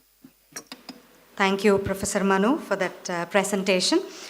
Now, before we move on to the last presentation of the day, I would like to extend a sincere note of thank you to all the faculty members who've been with us since morning. I also invite you to join us for lunch after the question and answer session, which is arranged in A hostel mess. And that will be after the question and answer session. So before we move on to that, we have the last presentation of the day. Last year, NITZ started the 4-year integrated teacher education program, or the BSc B.Ed program, which was a momentous initiative that was taken up by the National Council of Teacher Education, or the NCTE. We have Dr. Pinka De from the Department of Mathematics to give you an overview of this new program, which will soon be replacing the BSc or the regular B.Ed programs in the state. So that we have Dr. Pinka De with the ITEP program presentation. Thank you. Good afternoon, everyone. My name is Pinka De. I am from Department of Mathematics. My topic is going to be very different. Till now, whatever you heard, it is towards science and teaching. I would like to briefly overview the BSc B.Ed course, also known as the Integrated Teacher Education Program, ITEP. This is a 4-year program. Admission for this program is through the National Common Entrance Test, NCET. This BSc B.Ed program will be offered with majors in 3 different disciplines. One is physics, another is chemistry, and another is mathematics. In our NIT Calicut, the total capacity per batch is 50, among which 15 in chemistry, 15 in physics, and 20 in mathematics. This is an integrated dual major bachelor's degree, education plus disciplines. So, for example, if one choose major in mathematics, he will also get major in education also. So, eligibility criteria: to be eligible for a particular major, it is mandatory that the candidate should have studied this particular subject in their 12th and should have opted for it as one of the subjects in NCET examination. So, in order to become eligible for mathematics major, the candidate should have completed class 12 with mathematics as one of the subjects and should have written mathematics papers in the NCET examination. This year's application date was 15th May and classes will be start in the mid of August. So, qualifying in NCET is a mandatory requirement for seeking admission to the 4-year ITP program in selected central state universities, NITs, IITs, and in government colleges. So what is the most important benefit? The most important benefit is that this will save 1 year. So the most important part is that in this integrated program will be beneficial for students to save 1 year by completing BSc, B.Ed in 4 years. The normal duration for completing this program is 5 years. Completing this will make them eligible for master program in education as well as the major subject they will choose. So for example, if someone choose mathematics, they will be able to do master degree in mathematics as well as in education.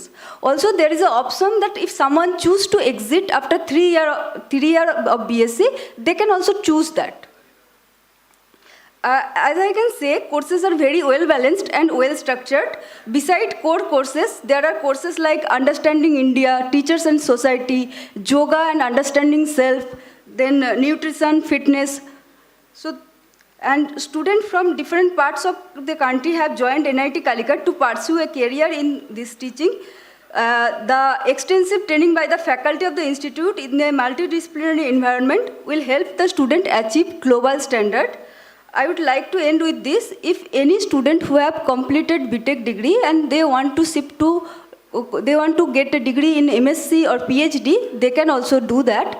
And thanks to Sunita ma'am and the organizer Brinda ma'am and Vivek sir. I wish all the best to you. Thank you.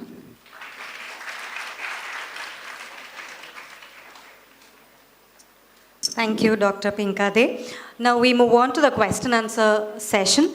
So our faculty members are here from different branches and disciplines. You may ask your questions and we'll try our best to answer them.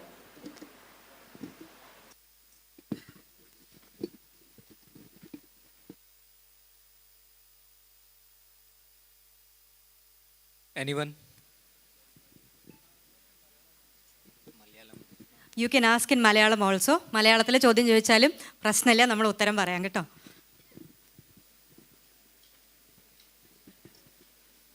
No doubts? You've all decided which branch to select. Parents also can ask. I guess they are hungry. Yeah, I guess so. Food has been arranged.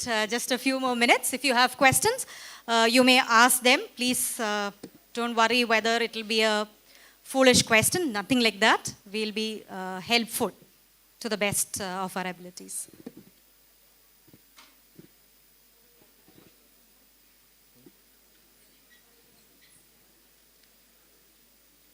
No one? Very hungry then. Yes. You have a question? Yeah.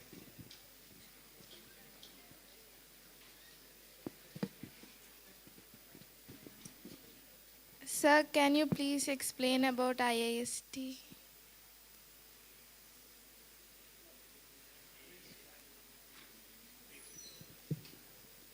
The question is?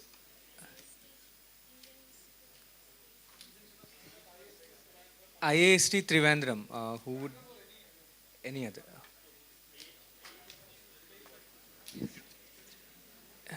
Yeah. I don't know what exactly is your question. Indian Institute of Space Technology is there in Trivandrum.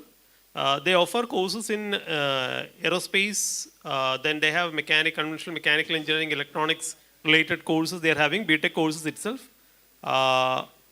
Initially, they started the course with the VSSC absorbing many of the students, but now that is not the case that is happening. But then it's a regular BTech program. You need a JEE score, a JEE advanced score for getting admission in IIST.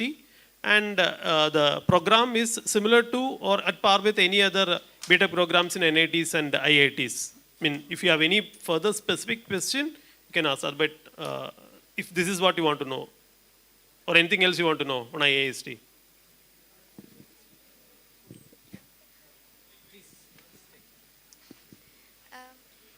MTech program in IIST, like. MTech program in IIST. They have MTech programs also. earth science, like I mean, astrophysics. I'm not and sure about astronomy. which all specializations they have MTech programs. Such details you can easily available. It's are easily available in the website of IAST. I mean, all institutes. The first thing they have to do is you go to the websites of the individual institutes, look for the programs of under. They have be having mostly a link called either courses or academics. Under that, they will be giving the details of all the programs offered by them. You should be going into those individual lists, and you'll be getting the list of courses offered by them. Thank you, sir. Thank you for your question. Any other? I was advised not to join any newborn branches like AI and ML, BTech in AI and ML. So what's your opinion on that?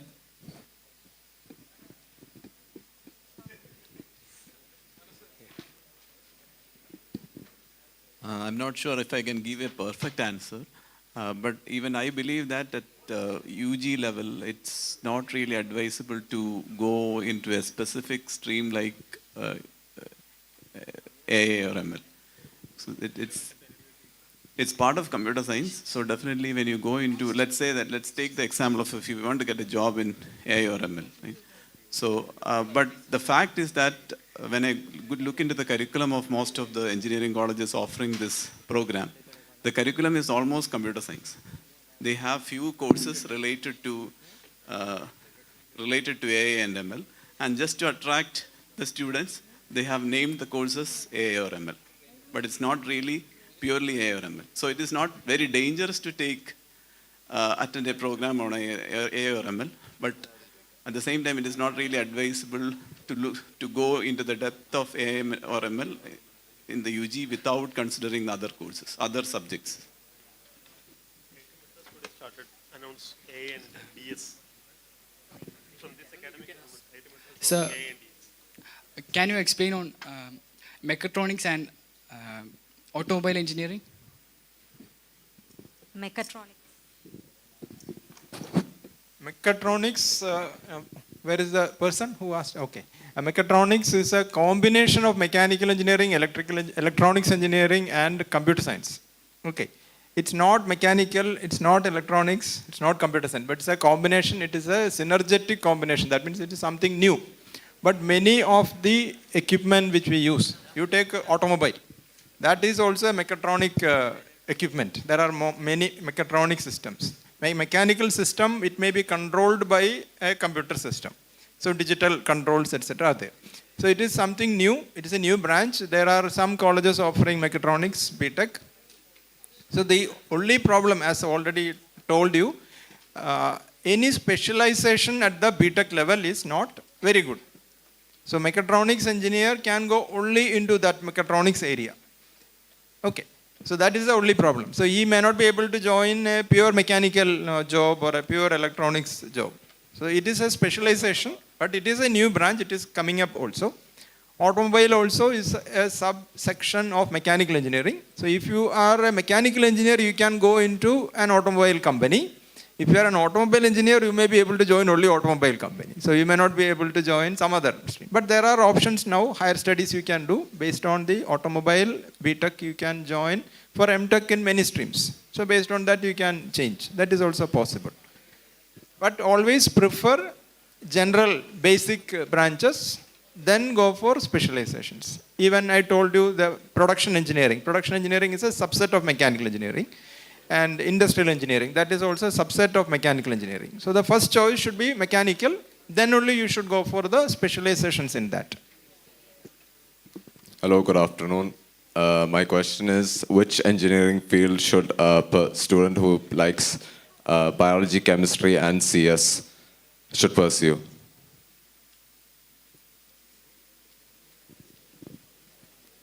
Chemistry and CS.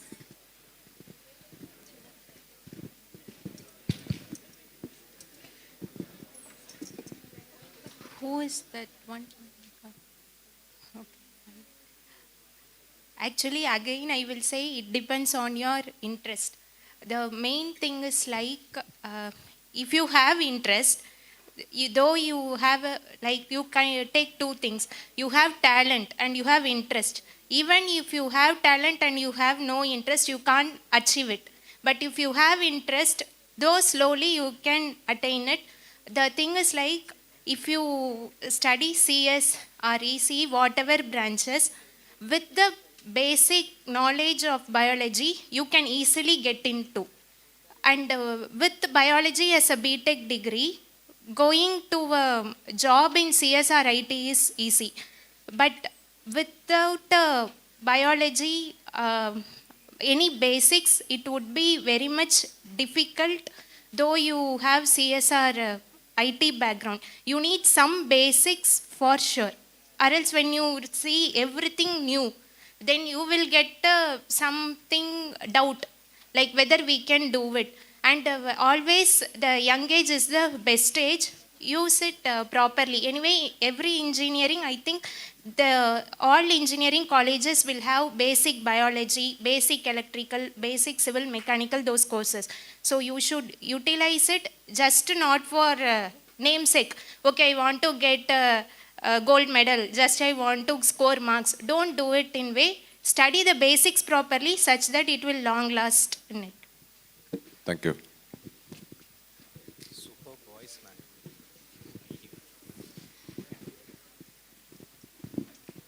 Good afternoon. The branch mathematics and computing, how similar or how different is it from computer science engineering in terms of the syllabus and job opportunities? Okay, my understanding is that IAC is offering a program on mathematics and computing. So I have not really looked into the curriculum of that, but my understanding is that it will be a maths oriented and it involves programming, which means, to put it in simple terms, it involves programming in the sense whatever is required for automating certain computations in the field of science, they teach all those courses. But they may not focus on systems courses, like they may not get into, let's say, digital electronics or microprocessor or even operating system or database management system. But they will focus on algorithms, mathematics, and certain other courses which require, certain other courses which focus on automating or computational aspects of mathematics. So please look into the curriculum for details. I don't know much more details about it.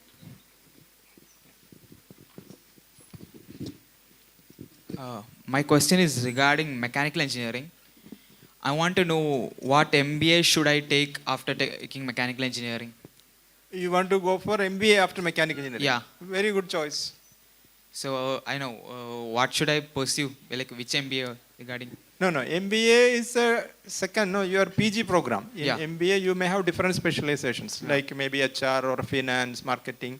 And that you will understand later, what is your skill or what is your choice. But mechanical engineer plus MBA is a very good career option. Okay, sir. And you have to start preparing for MBA entrance exam, CAT exam in your maybe third year, and 2 years preparation may be required. Okay. So there are many of our students, what I experienced is our students, they get campus placement mostly, and they work for 2 years. Yeah. And by the time they prepare for CAT exam, they get a very good score, and then they join IAMs. Yeah, that's my plan. Yeah, very good option, very good. Thank you, sir. Any other questions? Anyone? I think let's call it a day. Yes. So thank you all for your questions. Thank you for being patient also. We know that we have exceeded the time, but I'm sure that it has been quite beneficial for you. Now you can go home, maybe reprioritize your options, and all the best for a bright career in engineering. Once again, I invite you all to lunch with us. Your buses are waiting. So I urge you to leave to the destination, that is a hostel, without much delay. The campus visits will be scheduled after your lunch break. I invite our faculty members also to join us. The buses are waiting right outside.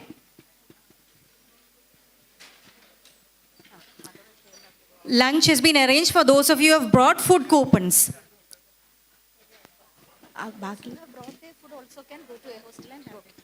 If you have brought food with you, you can also come to hostel